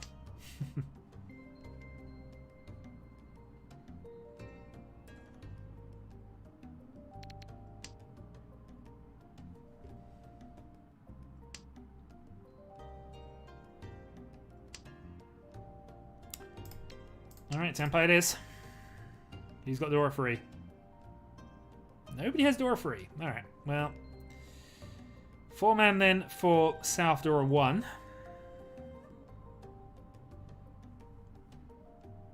I mean, that's kind of what I'm doing. I assume you're talking about your own game, though. Alright, got a win off Prospero. South 1. Repeat. 29.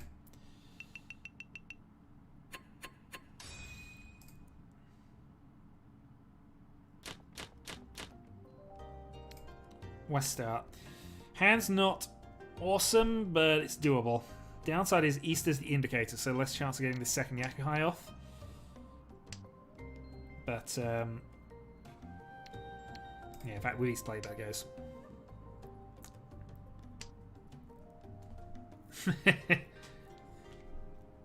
Oh dear.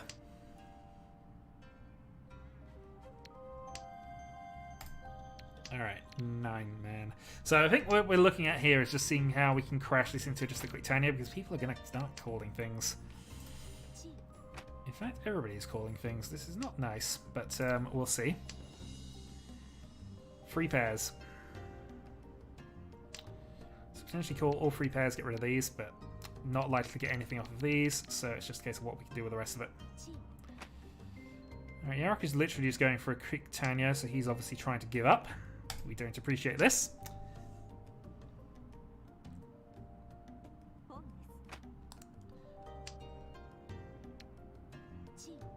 Yeah, he's... Oh no, I don't know what he's doing then. Open Itsu, I guess, would be the plan. And if he's going to open Itsu, I don't care. 7-pin is the one thing that might be a problem for him. He played an 8 early on, but I assume he's got that. We'll see. Playing Open Itsu, you're in a very limited tile pool, so we'll use that to our advantage to try and attack into it. Guess the problem is Solar up top, but we'll see.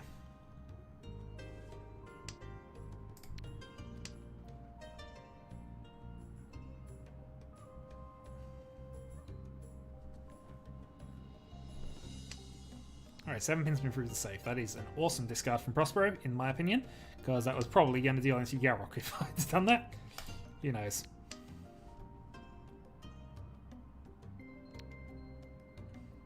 I'd say sequencing that would have revolved that, since I did check what he... Oh well.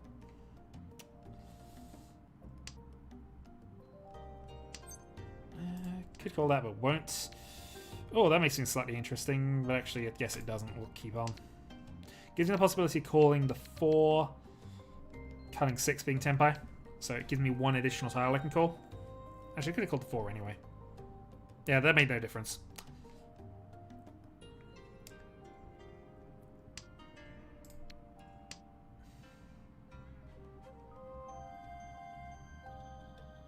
Well, 6, 7, and 8 have all gone, so that Itsu is looking a bit dodgy.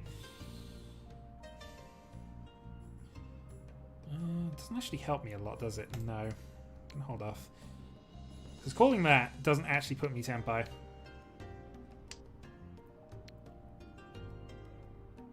calling the 7 so does, but...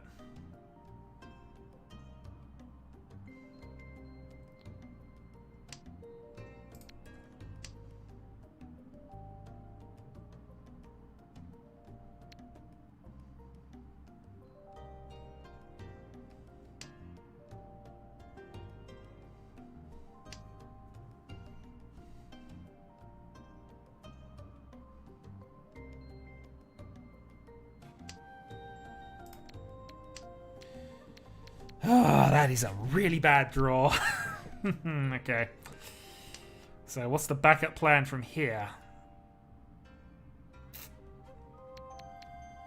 Play 8-man, I guess. Hope to be on a weight that basically involves this. 7's been played. Oh, it's a shame because I could really have done with that. Well, so you've played a triplet of 6s. I don't know if you're trying to fold that with 3 calls or you're just doing something silly, but... Gives me 2 safe tiles I can play later.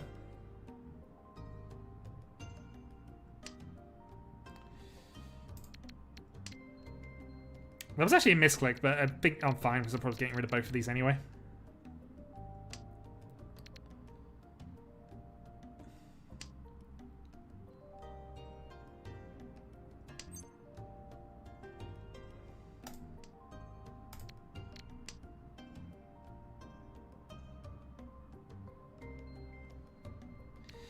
What's annoying is I have to be in tempo at the end of this or I'm probably going to lose.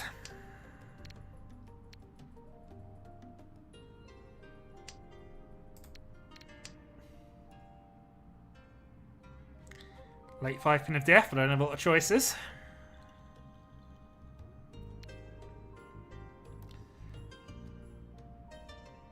So I need to call either the 5 or the 8 here. I can exactly call the 7, but then I'd have to risk the south. So I think we need to call regardless, but I think I don't want to risk the south here. What about to Royal Debbie? What's she been doing?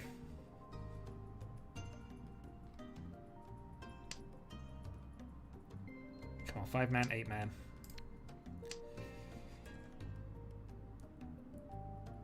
This one is destroying everyone. She does occasionally have moments of genius. Unfortunately, they're few and far between in my experience. At least in terms of Mahjong, I should say. Come on, 5 or 8. 5 or 8, but not 3. Okay, I've got a high-tay draw to try and discard the south and get away with things, but the south is definitely a deal in. Anything I can call here.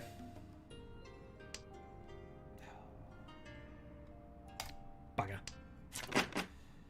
Ah! That was infuriating. Alright.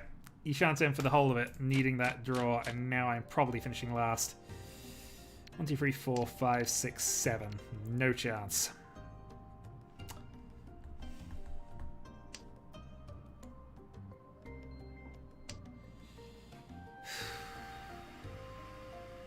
What can I even do with this? Alright. This is not the meme attempt. This is the spending a few turns and just seeing if anything remotely plausible turns up. Not banking on it.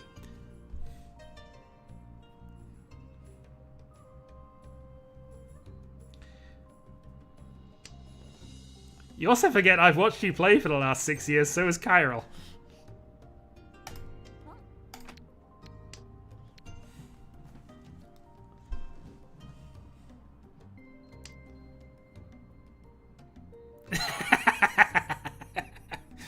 Yeah, I'm probably going to get punished for that later. She's actually coming over in a couple of weeks, so yeah, I'll get my punishment then. Heh. You see, now that I've decided that was definitely not on, it's now kind of happening.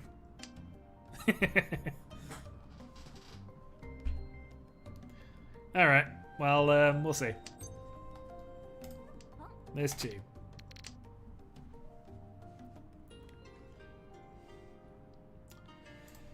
I mean, Sandy's not valuable enough if the way I'm doing it, but, you know.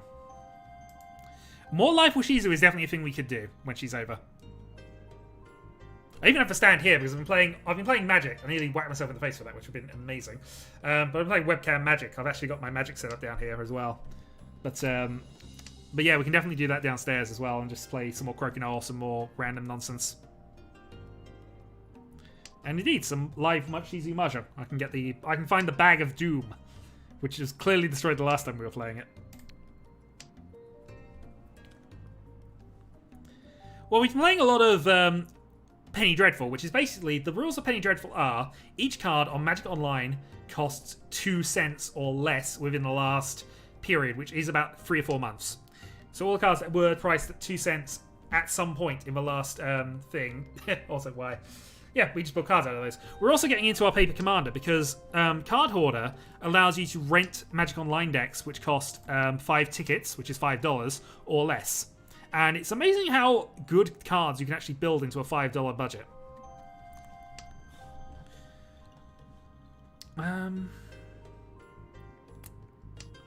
Okay, well, green is now out, so there's no reason for me to have those anymore. Oh, the dream, but I'm nowhere... I say the dream, but honestly, there's no shot at this. There is no shot at this, especially now that you just played 2 of them. Oh, good God, maybe there is. No, there isn't, actually. West-West. Well... Unfortunately, there is going to be no Soshushi, but there might be the Honitsu I was kind of going for anyway. I can still get Red Dragon into this as well, which would give us another one. So Red Dragon, toss, 3/6 toss, and I hope that's enough.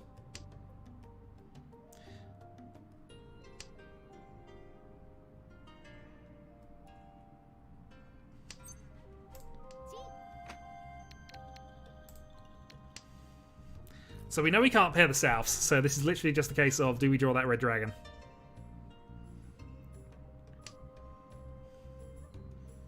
I mean, I'll take drawing an 8 or a 7 so right now, so...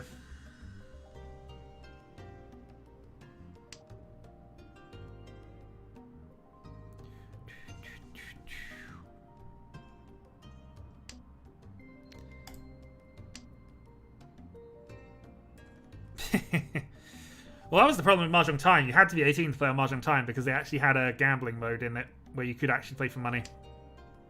I mean, they skimmed off the top unless you're a VIP member, but you know, you could play for money.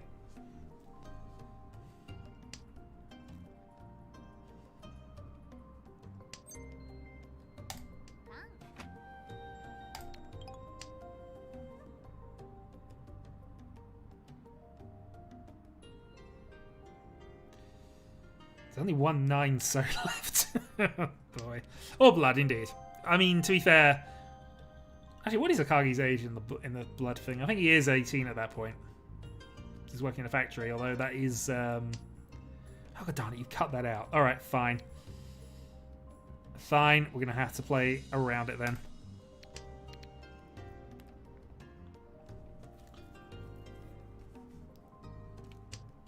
$14 at the start. I think he's... Yeah, because it's 5 years, I think, so 19 at the time of Vampire Mahjong.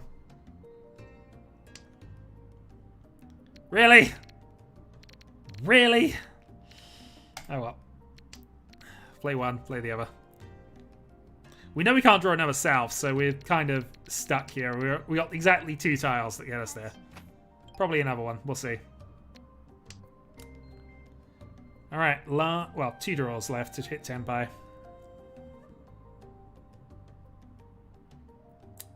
Red Dragon right now would be awesome.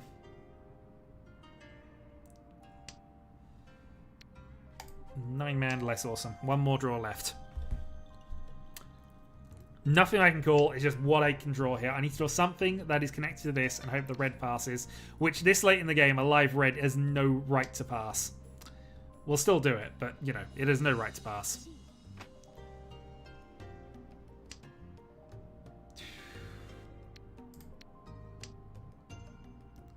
Nope. No turn.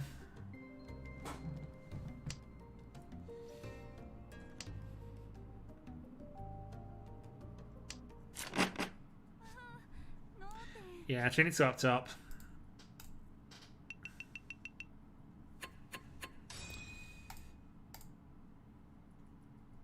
You hate that hat so much. That was nonsense. All right, last hand. I need. What do I need? I need basically a Buyman out of this somehow.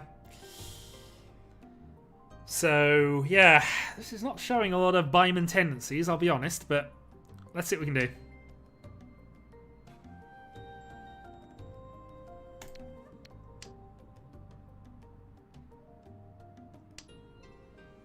I don't think passing's the problem. I think actually just being in last is the problem. If you could say I shall not be last, that will be encouragement that I need. Oh, God damn it, this hand is being really quick as well, and it's just worth nothing. Mahjong gods, why? Alright, I suppose the only upside I've got is if I can get this into a 5, 6, 7 Sanch queue.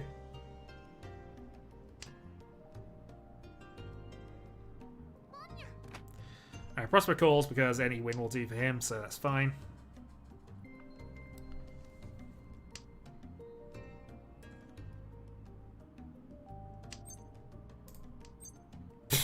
God damn this game! Alright, fine. So we can do that to be in a reach for Ipeco, Tanyo. There's no way that gets me to Buyman, though, even if it's Didora. Ah, what's the upgrade path? Is there an upgrade path? I don't think there even is.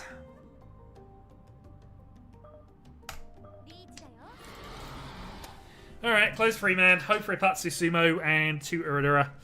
That gets me 4, plus that reach Ipeco gets me Hanneman. Direct dealing from Solar. Direct dealing from Yarok. No Sumo. Okay, well now we're just on hoping for Sumo and reach Sumo, Ipeco. Dora 2, Mangan plus an Uradura for Hanneman, which won't be enough. Actually, 6,000 off Solar. Okay, it will be enough to get me the third because I get 6,000 off Solar, but I have to now Sumo it for it.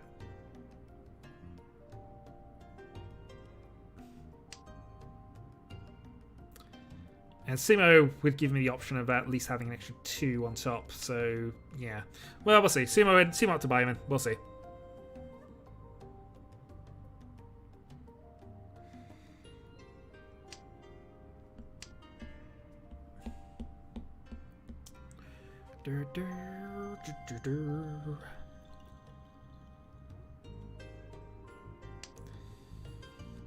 But yeah, nobody's going to play a free man against an early reach. This is just me drawing it and hopefully that being enough. Oh, it's got Tanyo, of course, so that hand's not terrible.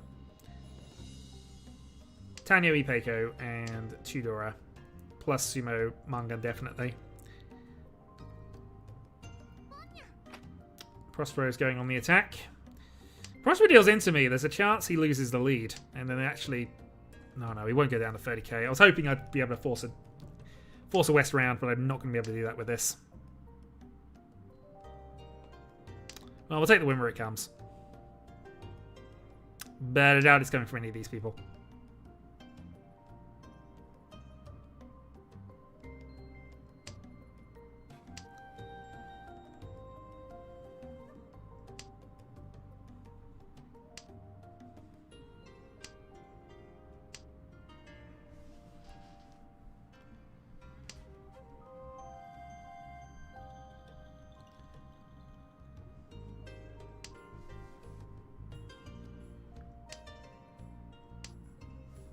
Oh dear.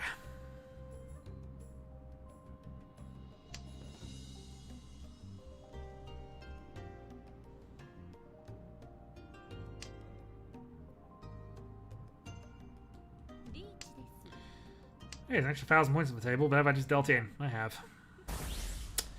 Oh well, we bust out. Mono can enjoy his extended lead.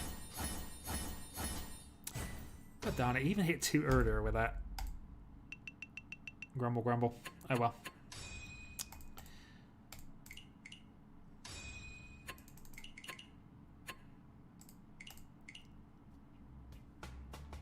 Oh well, let's go and watch the other game.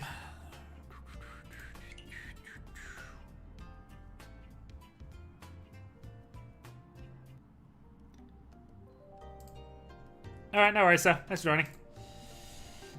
Okay, so we are in South 2. 30k for Chiral, 40k for Debbie, and Lily is currently in last place, having made a call. Reaches out 4, turns an auto run, drops Mike and walks out. Forgets, doesn't win by enough, gets a repeat.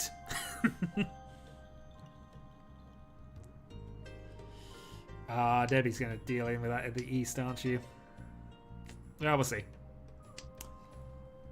We shall see. Anyway, obviously I'm commenting 5 minutes in the past, for those unaware, so even though the game is in progress, I'm not going to be revealing anything too much unless there's any problems.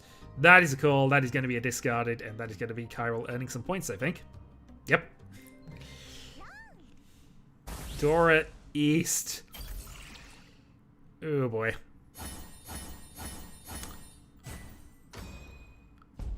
Is where I'm just I don't have to think anymore. Fair enough. GG. Well, at least we're going to have a number swap here. We'll see. Probably will play one more. I might even continue on with the plan. We'll see.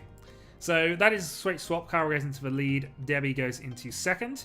Sal free. Debbie's dealer turn. She has a bit of a rough start in a few ways, though. This seems like a good initial push for Honitsu if she get that early enough. Yeah, now it goes for it.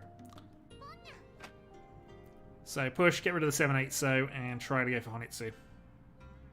Or get rid of White Dragon. Well, I suppose she's not committed to it, and she can win on the Green Dragon repeat, but I'd probably been inclined to maybe dismantle this. We'll see how things go. It might be too aggressive too early. What else is going on the board here? So Piffles actually has a really nice hand. Not far from Tempai at this point.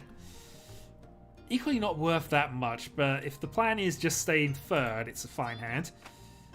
Debbie takes a second call, so she's just going for a quick dealer repeat then, rather than the Honitsu. Piffles will take that. Take Tempai. 1-4-7.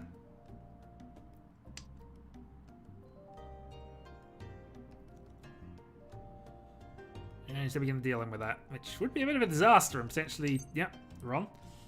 So West only? Is that? Yeah, West only. 1,000 points to trade. Which I guess secures second, but the person happiest about that is going to be Kyril. And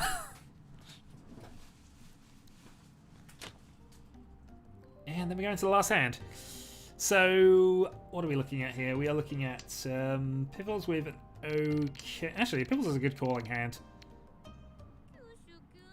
Okay, fair enough. We have a different hand then. Okay, so on the reset, Piffles has a much worse hand. This is inevitably always the way it goes. I didn't actually catch what yours was. I was kind of analysing Piffles because he had a good start as well. I think Debbie looks like she benefited out of that, vaguely. I can't remember exactly how good a previous one was, but that seems reasonable. At least if you're trying to chase for the lead, it is. Lily obviously did get something much better, so huzzah. And Piffles has got rid of 5-pin 2 so from the initial discard set, so could have got rid of North instead, kept those for Yakuhai, or was just keeping stuff for safety.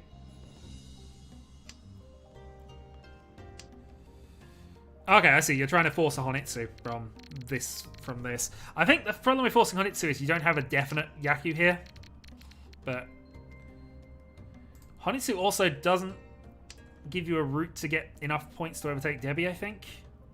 Unless I'm wrong. Maybe. Well, we'll see. Things can still go. It's a well-advertised plan, if nothing else. But I just might not have pushed it quite so hard. I might have got rid of a couple of I got rid of the North first, but I mean, if you're going for a quick hand to try and secure that third, then maybe. But even then, you're still getting rid of, well, assuming you get lucky, 4 free terminals still. So at best, you're 3 away. Probably 4 away, actually. And then just the immediate reach from Kyril. So that is waiting on a 6 dot, close weight, to win the game.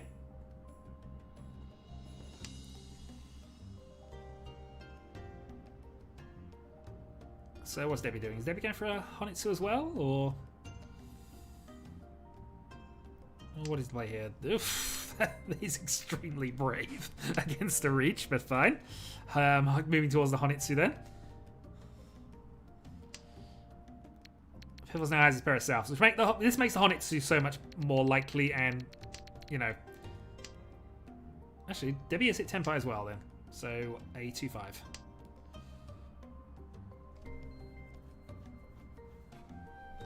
No, that's fair.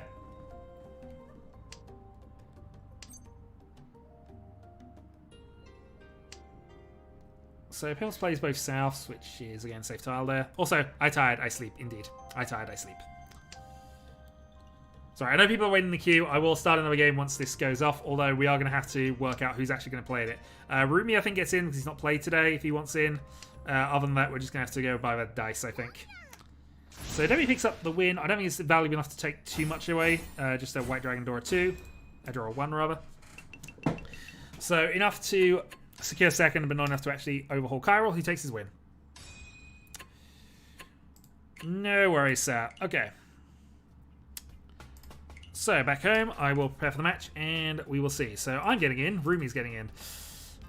We currently have only 6, so I'm going to have to do a D20-ish shenanigan here. So, 1 to 5, Prospero, 6 to 10, Solar, 11 to 15, Lily, and 16 to 20 is Debbie. So, we roll a 14, so that's Lily. And now I need a free-sided dice, so 1, 2, Prospero, 2, 3, Solar, 5, 6, Debbie. And I roll a 2, so that is Prospero. Sorry, fairest way I could do it, assuming I want to play and Rumi hasn't played yet, so...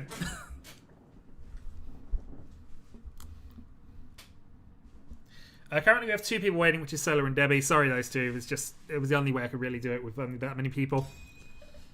I could have taken myself out, but I've only played 1 and I finished last, so I need a chance to at least either compound or recover the issue. Good luck, all. And yeah, the plan is out the window. I mean, folding on row 3 is generally not a bad idea in most cases, but that's more a reminder for myself because I tend to over-push towards the end of the match when I really shouldn't be. So that's an instruction to just not fold out. Or to, yeah, not force a hand that just isn't there. So we're enchanting with this, and we're probably going to reach it if we get the free so. Wrong 3, of course, but you know. The point still probably stands.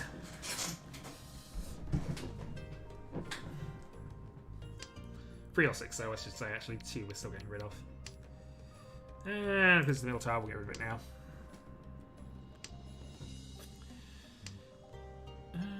There's a marginal... No, actually, there's almost no chance of a Sanchku. Just based on how things are configured. Red's fine.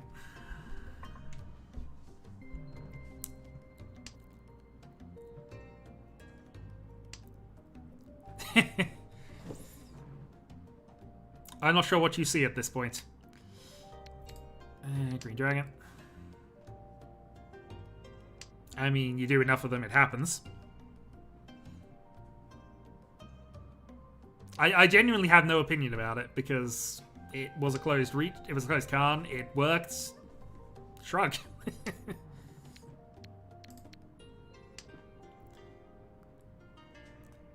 can't even remember how good my hand was at the time. I was more annoyed at the fact that I was lost another opportunity to get some points in that game because not a lot seemed to happen to me. Yeah. What Chiral said.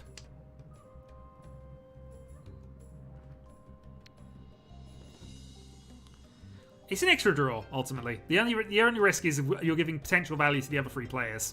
More likely to give up value to them than you, but you get an extra draw and get to benefit from that first. Alright, Reach Tampin. Reach Tampin Dora, let's see.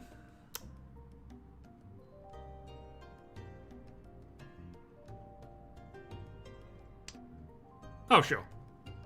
Khan Reach is the most powerful play you can make in the game in a lot of ways.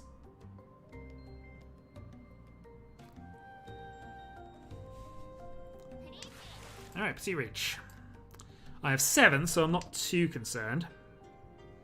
Also, one of my tiles is a safe tile to Lily, but am I just dealt in with a 5? I have. Oh well, not much I can do there.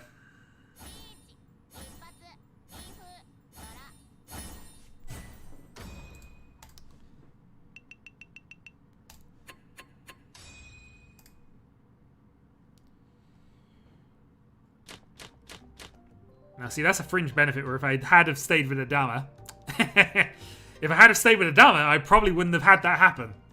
Oh well. Does feel bad, but you know, can't help it. These things do occur. And I've not particularly been punished in this hand. This isn't a bad start.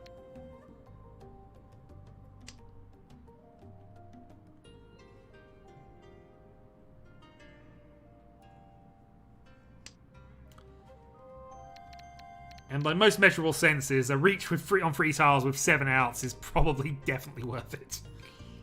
Yeah, well.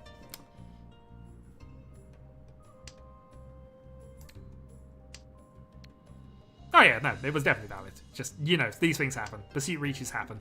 I didn't even clock how likely hers was in comparison to mine, but ultimately, I guess it doesn't matter. She won the hand, which is always a risk.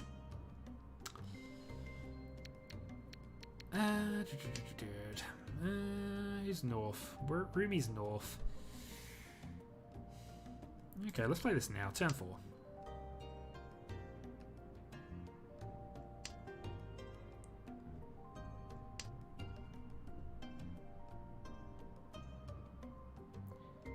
You know, that experiment is more about macro-sized quantum mechanics not actually working at all, right?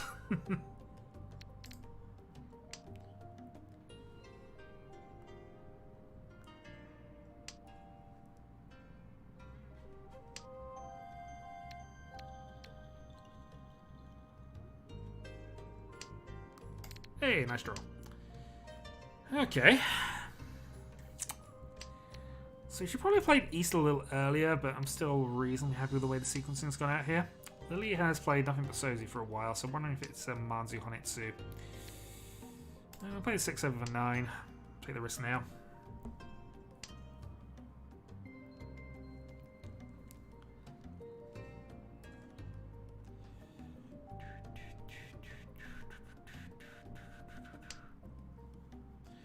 No, of course, but that's not what the experiment was about. The experiment was more a physics joke that macro-sized solutions do not work on a quantum level. Okay, Pursuit Reach. We have an East that's probably going to be safe based on Rumi's last discard. Beyond that, we have 7-9 we can just decide to toss and maybe force us into a full Honitsu. The downside is I'm fairly certain that's the kind of weight she's on based on those discards. If she doesn't have a Manzu weight, she's got a lot of Manzu in hand. 4-4, 3-3-3, 1-1. She could still be waiting over 2.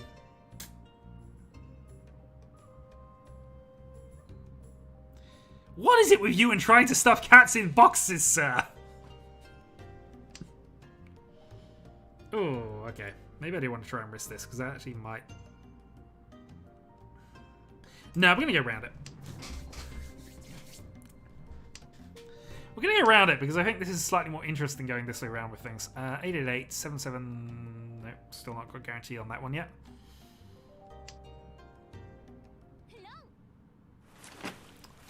Yep, I thought she had a lot of Manzu. I wasn't sure it was going to be a Manzu weight necessarily, but 77. Prospero deals in as well. And unfortunately, I reached, so I am 1,000 points lower on points.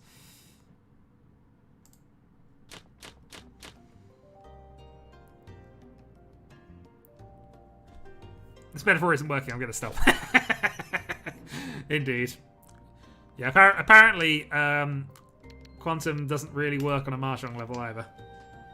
Or, in fact, any cats at all. Alright. So...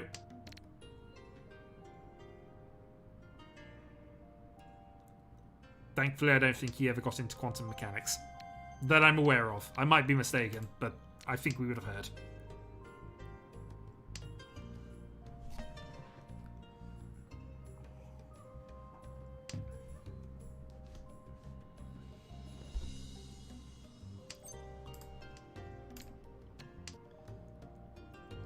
Alright, so how do I get anything with this at the moment? Well, thankfully we haven't heard Prospero going Kanya, so it's all good for the moment. East. A little bit of a gamble, but we need to progress at this point. And East wasn't coming. So, 2 away, if we're really fortunate. But not a lot of value with this.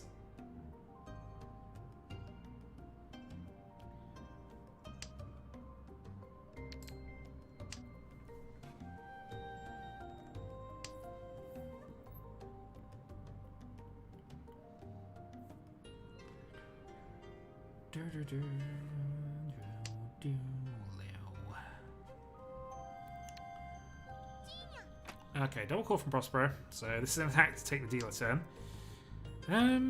Does that actually change what I'm doing? I don't think it does, because I've got nowhere near a chance of getting into that, so I think I'm just going to play the 1 pin. There's no real consideration around going for a Sanshiku here. Chance is basically impossible with a pair of 5s. So this is just going to be a low pin-2 hand at best if I get anywhere with it.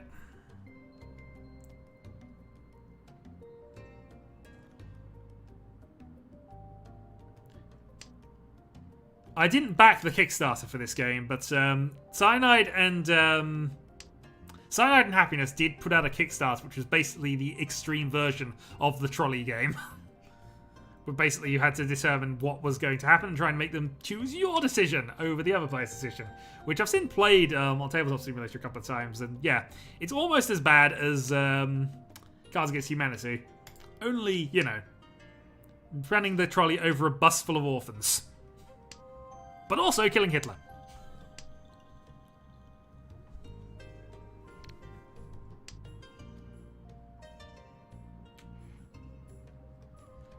Oh, I've seen that Doom mod. That Doom mod is awesome. Alright, I should probably try and concentrate on the game a little bit here, but I'm not really going to be able to do much here. I can't... I've got to assume Rumi's Tempai with that 2 calls, so I think we might just be throwing out our Seizu here. I've also got to worry about Prospero with 2 calls as well, so... fun and games, fun and games.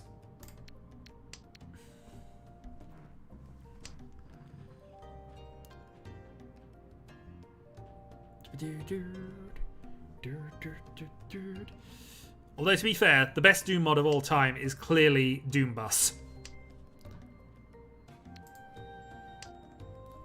Speaking of which, Desert Bus for Hope must be starting up around next month as well. I hope they're still doing that.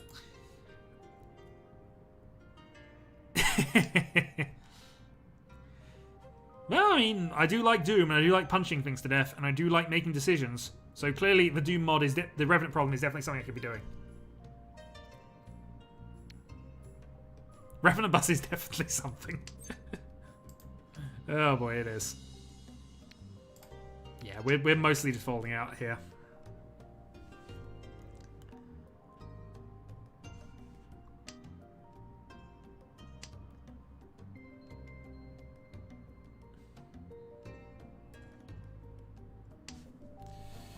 Oh, door north. Interesting. I can see that's definitely safe there, but I think we're going to be interested in against this for the moment.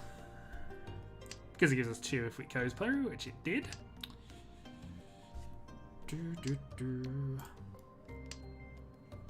Okay, 5 more draws.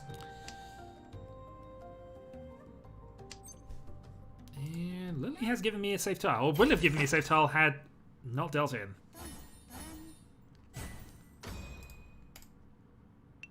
Set on 2. That is a quick disconnect. No, he's back. Okay, fine. Won't worry about that then. So that evens up the game a little bit. So East 3. Got a deal turn coming up. Hand of not stuff.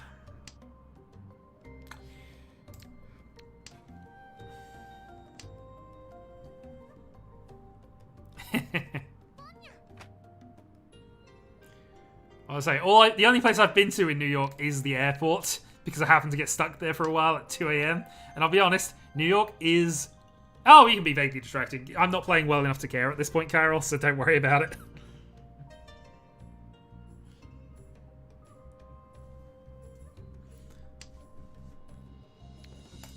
Alright, so I've got South as a thing we could potentially do here, but the rest of the hand doesn't go well until we draw another white.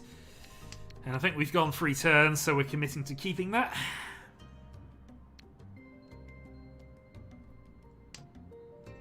Good draw. Downside is we need to draw triplets of both of these, and we need to... we'll see.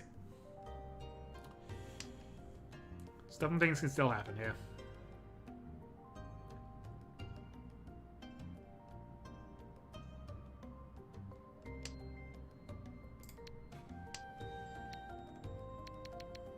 There's only 2 people currently waiting, Solar and Debbie. So, sorry, there's not another game going at the moment. I think I've been keeping a periodic eye on it, largely because the chat's over where it is, so... Every time I get distracted by Chiral and Revenant buses and Schrodinger's cats, I get a chance to just check if anybody's ready.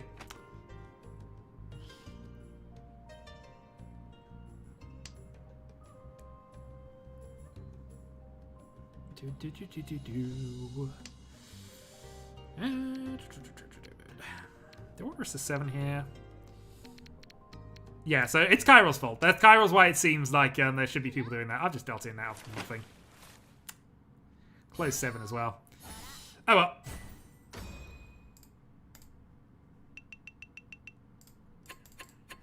I mean, I've actually got enough sleep last night, so I've got no excuses. I'm just dealing in. Oh boy, west round. So, dealer turn, west. Quite a few points to make up. And a hand that is a bit disconnected.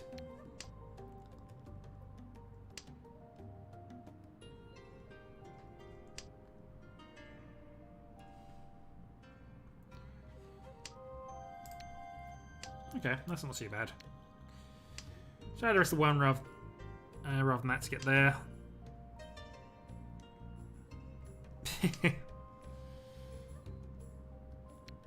West doesn't do anything for us. So fast away tempo here, draw for each of the 3 middle tiles. 1, 2, reach. Well, I have to say I wasn't impressed by New York Airport because nothing was open.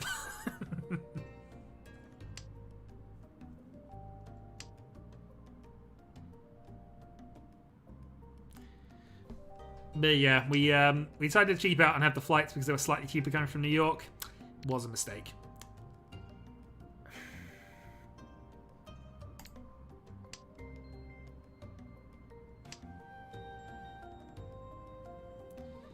Yeah, it's fine. At the moment, I don't think there's too much risk of that, so... We'll see. This might end up being the last game of this stream. But there might be some more shenanigans coming up. We'll see.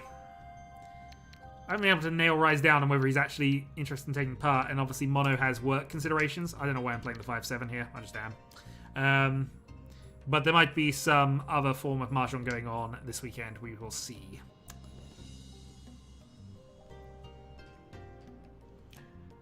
And if not, it'll eventually happen. We could also find others willing to play. This is true. But they have to have Tabletop Simulator. And preferably a microphone. And you wanted Mono on your team.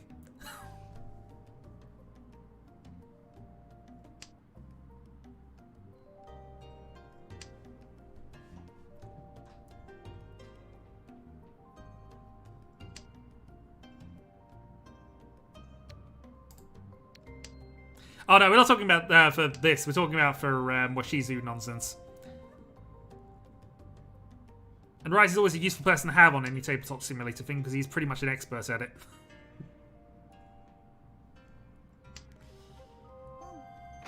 Alright, our hand is just not developed at this stage, so...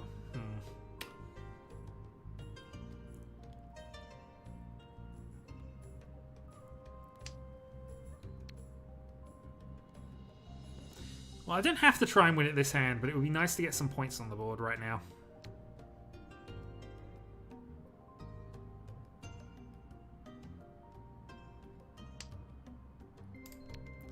So maybe we start opening this thing up.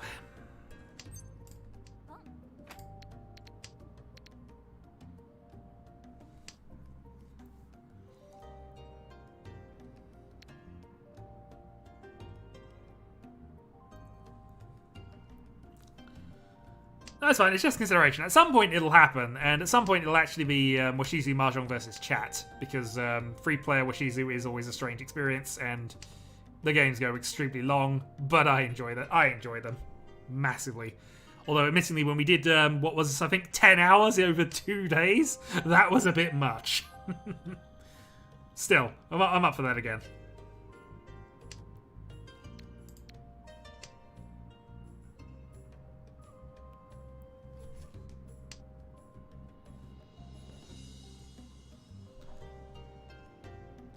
Oh, sure. This is the problem. Which is why I gave them the offer of using voice chat to try and discuss things. But But I think they ended up just being you and Rise from memory. Which, to be fair, not a bad team to have in a Shizu game. As proven. Oh,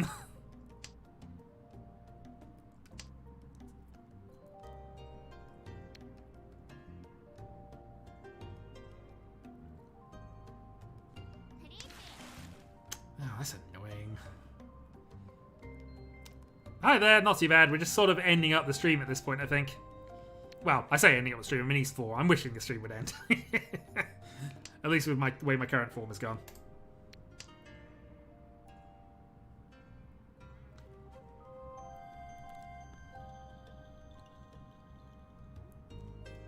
Well, Ishanten and East is a safe tile at least, so we might still hit Tenpai. You never know. Play red because it's safe. So what we need to draw is a 5-pin. Or get a 1-4 discard off of Prospero.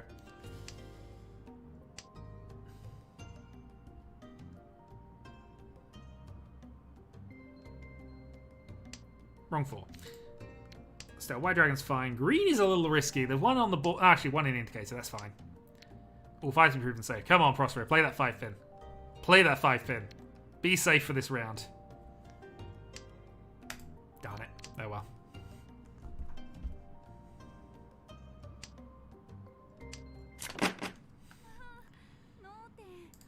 Ah dear, grumble grumble. We stay in last place as we go into South. Stuff and things to do.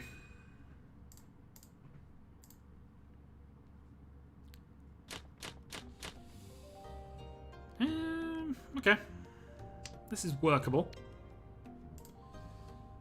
29 down from the lead, 36 down from third. It's a little awkward to spray soy sauce in somebody's eyes over the internet. Oh, no. I'm just a little depressed that hand didn't come together at all. But hey. We'll see. Okay, so I've deliberately passed on 2 calls. Largely because the hand was quite there at the first red. Second was a little more interesting, but we'll see. Mostly I'm just securing 2 safe tiles, because I don't think this hand is quite that Hanneman. Could be Baiman? No, sorry, could be Mangan if I'm lucky enough to draw a 5 and get some into their source blockers. Indeed.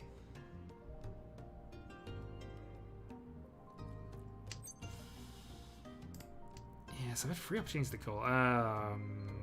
Okay. So, optimal hand at this point is a 4-5-6 Sanchikyu Chun. But since that's unlikely to pay off, let's see what I can work around that. Shin and Dora 2, hopefully.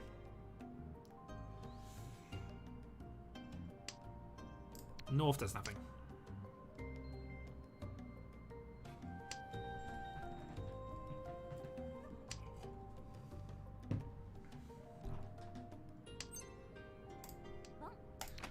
Well, take the second one. And we had the plan. Open Sanchikyu, Dora 2. Plus Jin, not quite Mungan.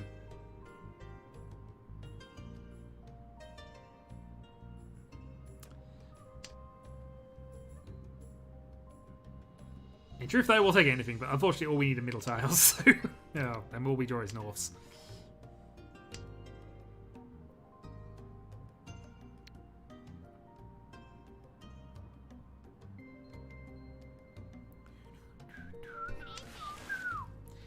Pursuit Reach with a 4. Well, if you want to play a 4 Prosper, I'll be quite happy with that. That keeps our plan going.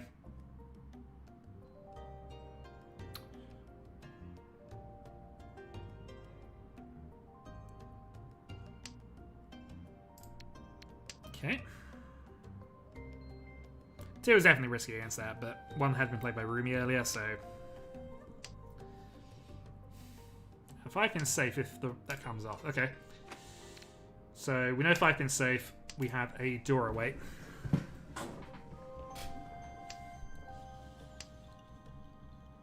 So, just draw the 5-man. That's it. All we have to do. Draw 5-man. 3-pin is not good here. Alright, fine. Oh, no, I do want to discard that. Thank you. So, you reach on the 1, which deals it. Okay.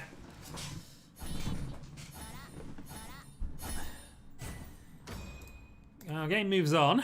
Rumi comes down a bit closer to our level, so we're now in just about Mungan range for second place. Mungan in a bit. Opening air is not terrible.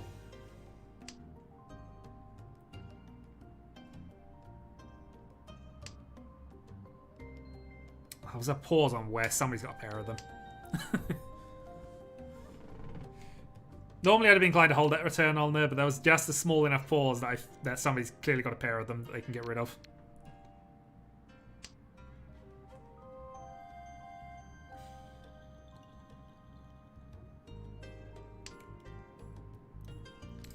Hey, we drew a door dragon. Well, I guess we're keeping that. So draw 7, toss 2, draw north, toss 4. Red dragon, wait. Perfect. That is the sequence. So first off, 7 now, please. I mean, I've still got dealer turns left, so I've not given up on the lead just yet.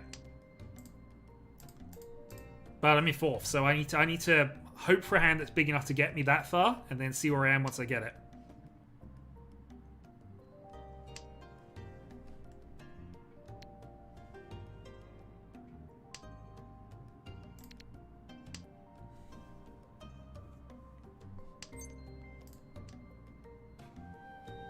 Yeah, exactly.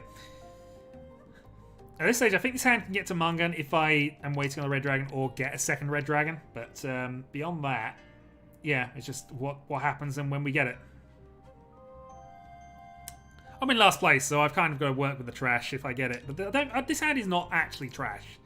It's just a little awkward.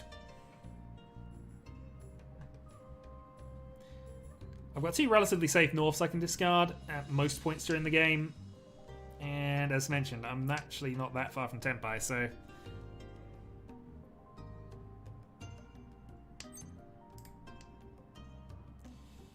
And that actually gets me a shade closer, so we'll get rid of the 8-6 here.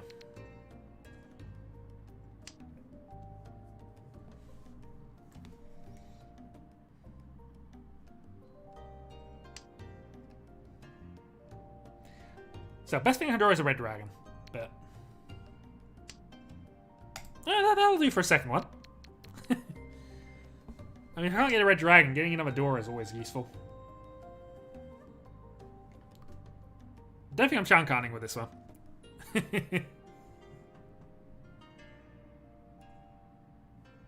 Rob Allen! I wish we could Rob Allen. Hey, we can get an extra door though. That's always nice. Khan Reach or just Khan? Okay, just Khan for now. I'm still 2 away though, which is a shame. Okay, so that gives us run, pair, do thing. Alright. This is unfortunately leaning us on to having to toss the red dragon for this, but one has just been played, and we do have an extra door now, so we can still reach with 2 door and do this. But it might end up being on a north 4 pin.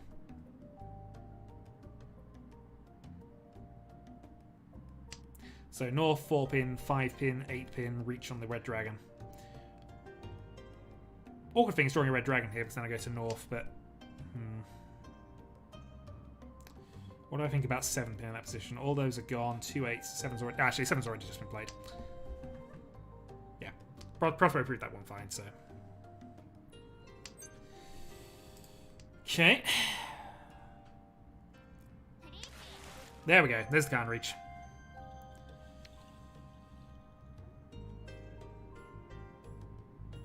So it's low odds he's on the red dragon, but Prospero decides to kill the Reach off. Well, that was just about perfect. I don't know if we're going to have enough time to make this matter, but that was just about perfect.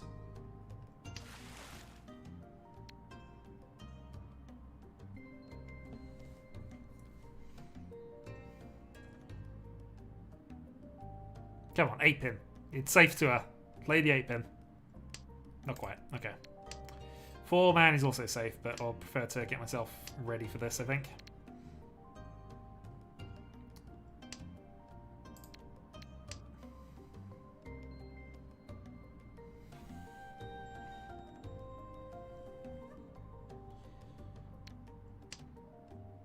Yeah, this is now a monster, but I need that 8 pin to get us there, and then we'll see.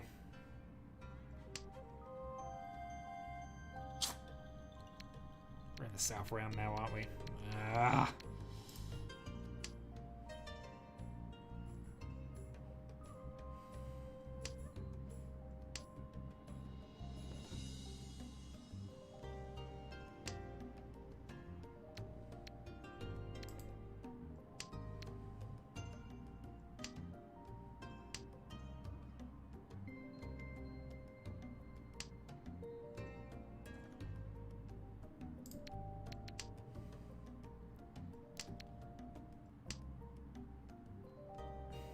Come on, 5 or 8, Prospero. 5 or 8, one time. Nope. One more draw.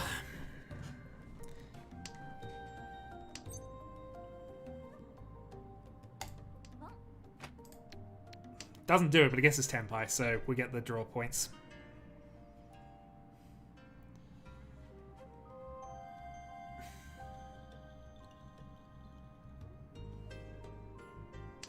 Also gives us a chance of getting that Haite. Well, actually, no, we're not on the Haite draw. Darn it.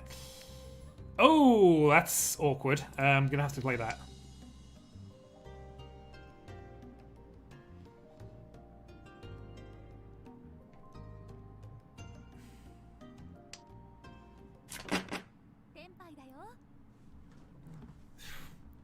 Indeed.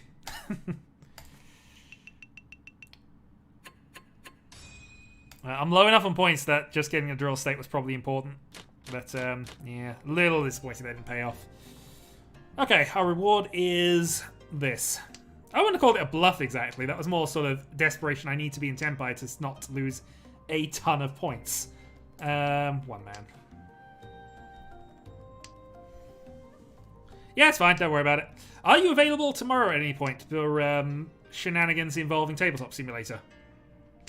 Because Cairo really wants you on his team.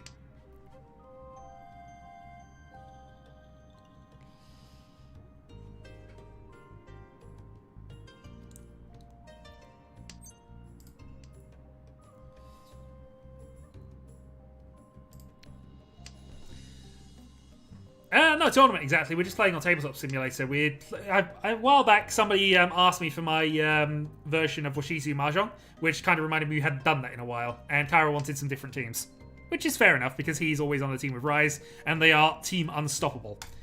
But Mono has pulled off Yakumans in Washizu Mahjong, so you know. What do you mean you knew I wasn't going to team up with you? I'm not going to team up with you now with that attitude. With that attitude, you can forget it. But, you know.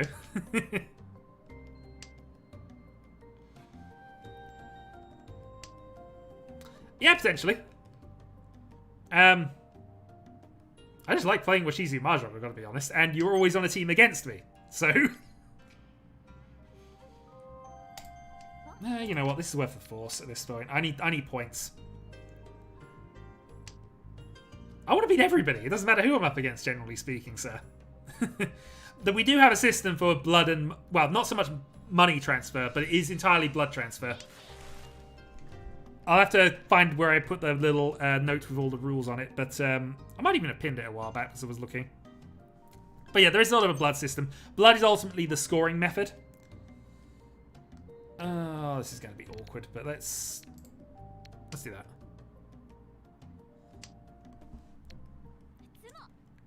Oh well, sumoed anyway. I'm not the dealer, but I am last, so that unfortunately puts me closer to death. We tried. Nearly had the Honitsu Toitoi. Mono will just go for Yakumans every other hand, you know this. I don't own the game, and I think it was quite pricey when I looked, so I'm probably not going to be picking that up immediately. What I do need to do is get people into actual games of Among Us, but, you know, every time I try and arrange that, only 3 of us turn up. Indeed, blood. Blood is effectively the scoring mechanism we use. 1,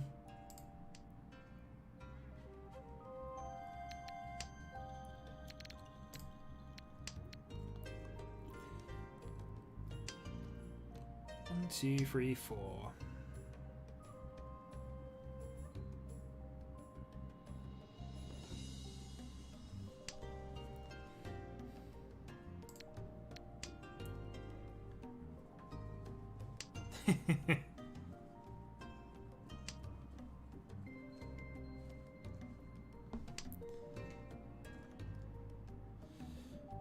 No, we expect you to try for meme hands. It's encouraging. The only time we worry is when you don't go for them, because then we have to worry about what you've actually got. That's no inch you haven't gone for it.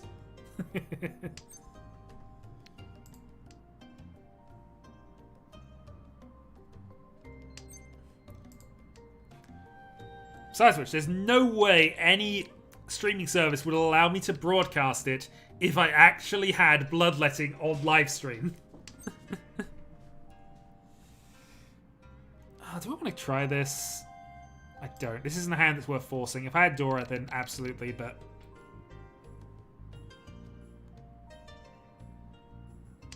Well, if you want to say so, that's probably correct, accurate for right now.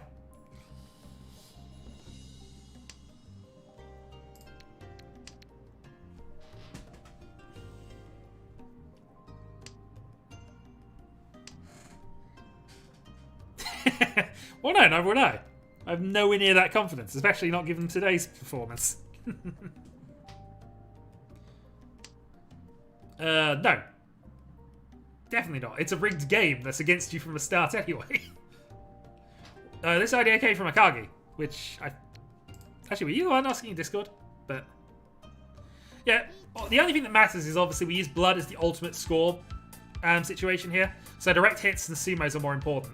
Also, we have slight rules against dealing into your teammate to prevent multiple Renchan, but... Also, I should probably work out what I'm doing against this. 8-man.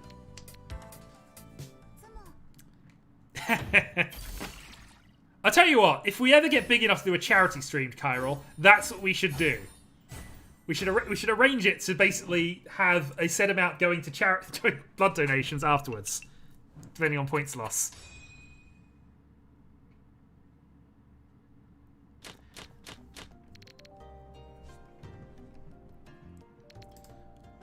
And if nothing else, raising money by donations to British Heart Foundation or something like that. But still. Although, admittingly, I don't think they'd be too happy if they knew the source material and why they were getting the donation from us. But you never know.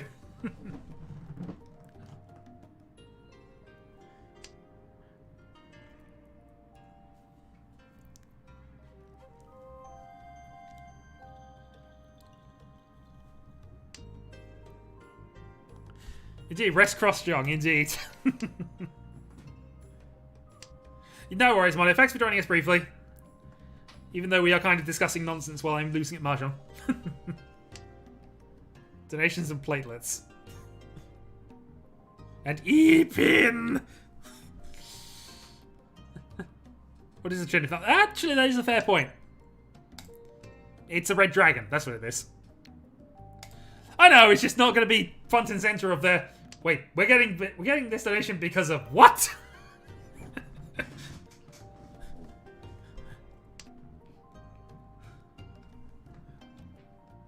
Oh, a Japanese tile game. Okay, fair enough, fair enough. Wait, what are the rules? Oh, boy.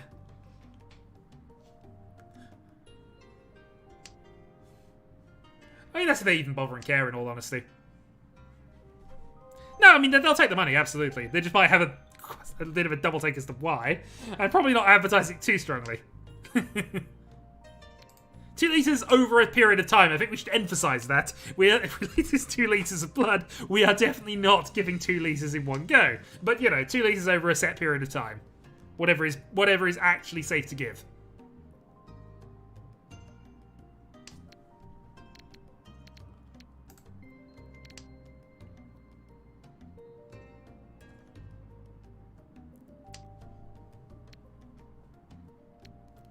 Which, if nothing else, would be the weirdest charity event I've done. And I played pool for 24 hours.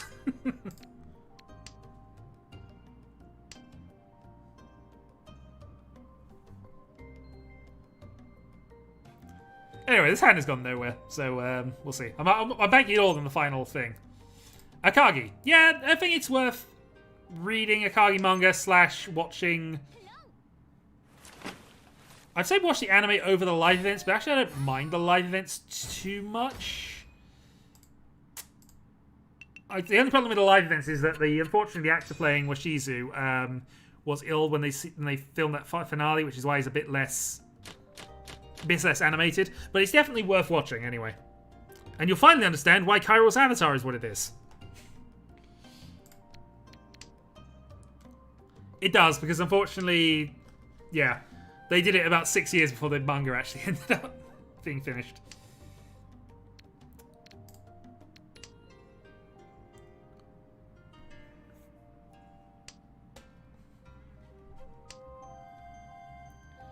Alright, so do we try and force a Chinitsu here? I think we do, based on the fact that we are desperate for points.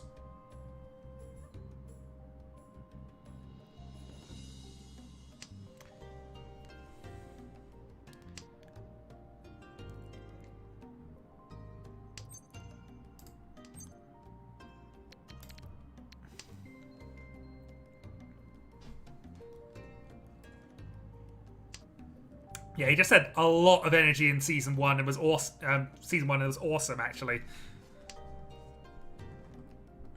The only downside I would say with the live action and the way it's presented is you do notice the same thing happening about 3 or 4 times in a row. Which, obviously, when it's coming out on a rate of a chapter a month for however long it wasn't quite immediately so obvious how many times things happened again and again. But, Kaiji's fun, yeah. Blame it on Bloodlust, absolutely. No, that's a mad vampire, or somebody running a blood game anyway, chewing on a tiger because he dealt in, or he was excited about something. I can't remember, actually. It's been a while since I've watched the first season.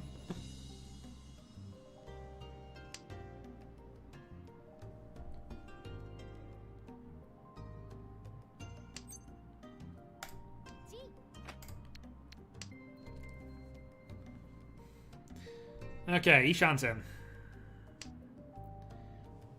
For a potential dealer Chinitsu. Yeah, I think so.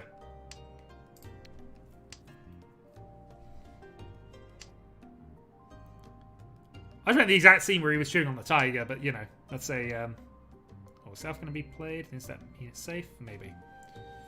Come on, 1 pin. Well, I don't have South or Red. Both of them are live. Well, live-ish.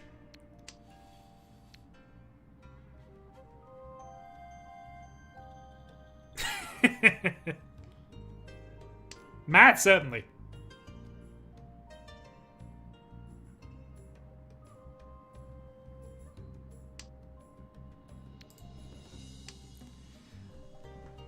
Okay, 7 more draws.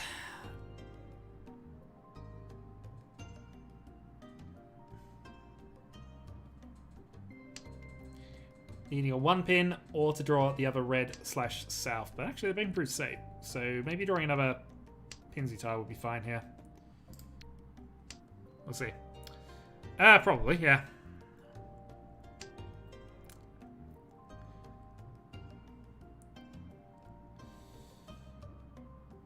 The only reason I didn't do it immediately last time is because I was absolutely exhausted. But I was playing better when I was exhausted, so there's clearly a correlation.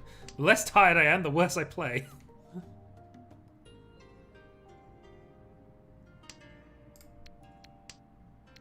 Alright, 1 Hatsu, so we can still potentially do that. The 1 pin is ultimately what we need to come out here. Because we need to be in Tenpai by the end of this hand.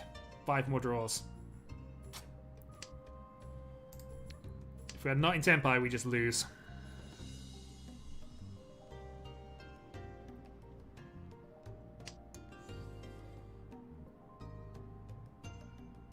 Man, it's very possible people just have a pair of 1s and just will not play them. Okay. Well, that gives me another out. So now if I draw anything connected to the 6 pin, we have Tenpai. All the 8s are gone though, so basically needs to be a 5 or a 7. Okay. That gives me 2 paths into Tenpai now, 1 or 2 pin. Nearly there.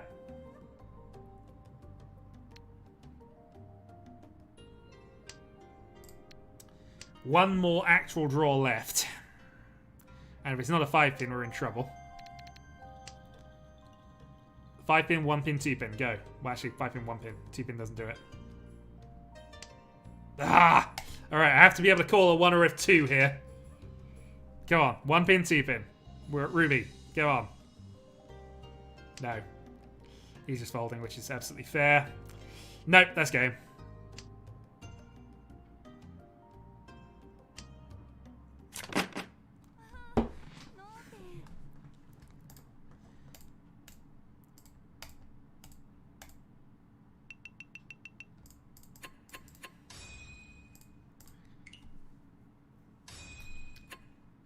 Well, GG, we finished last twice. I promised I'd finish last 3 times, but I don't think I'm going to play another game at this point.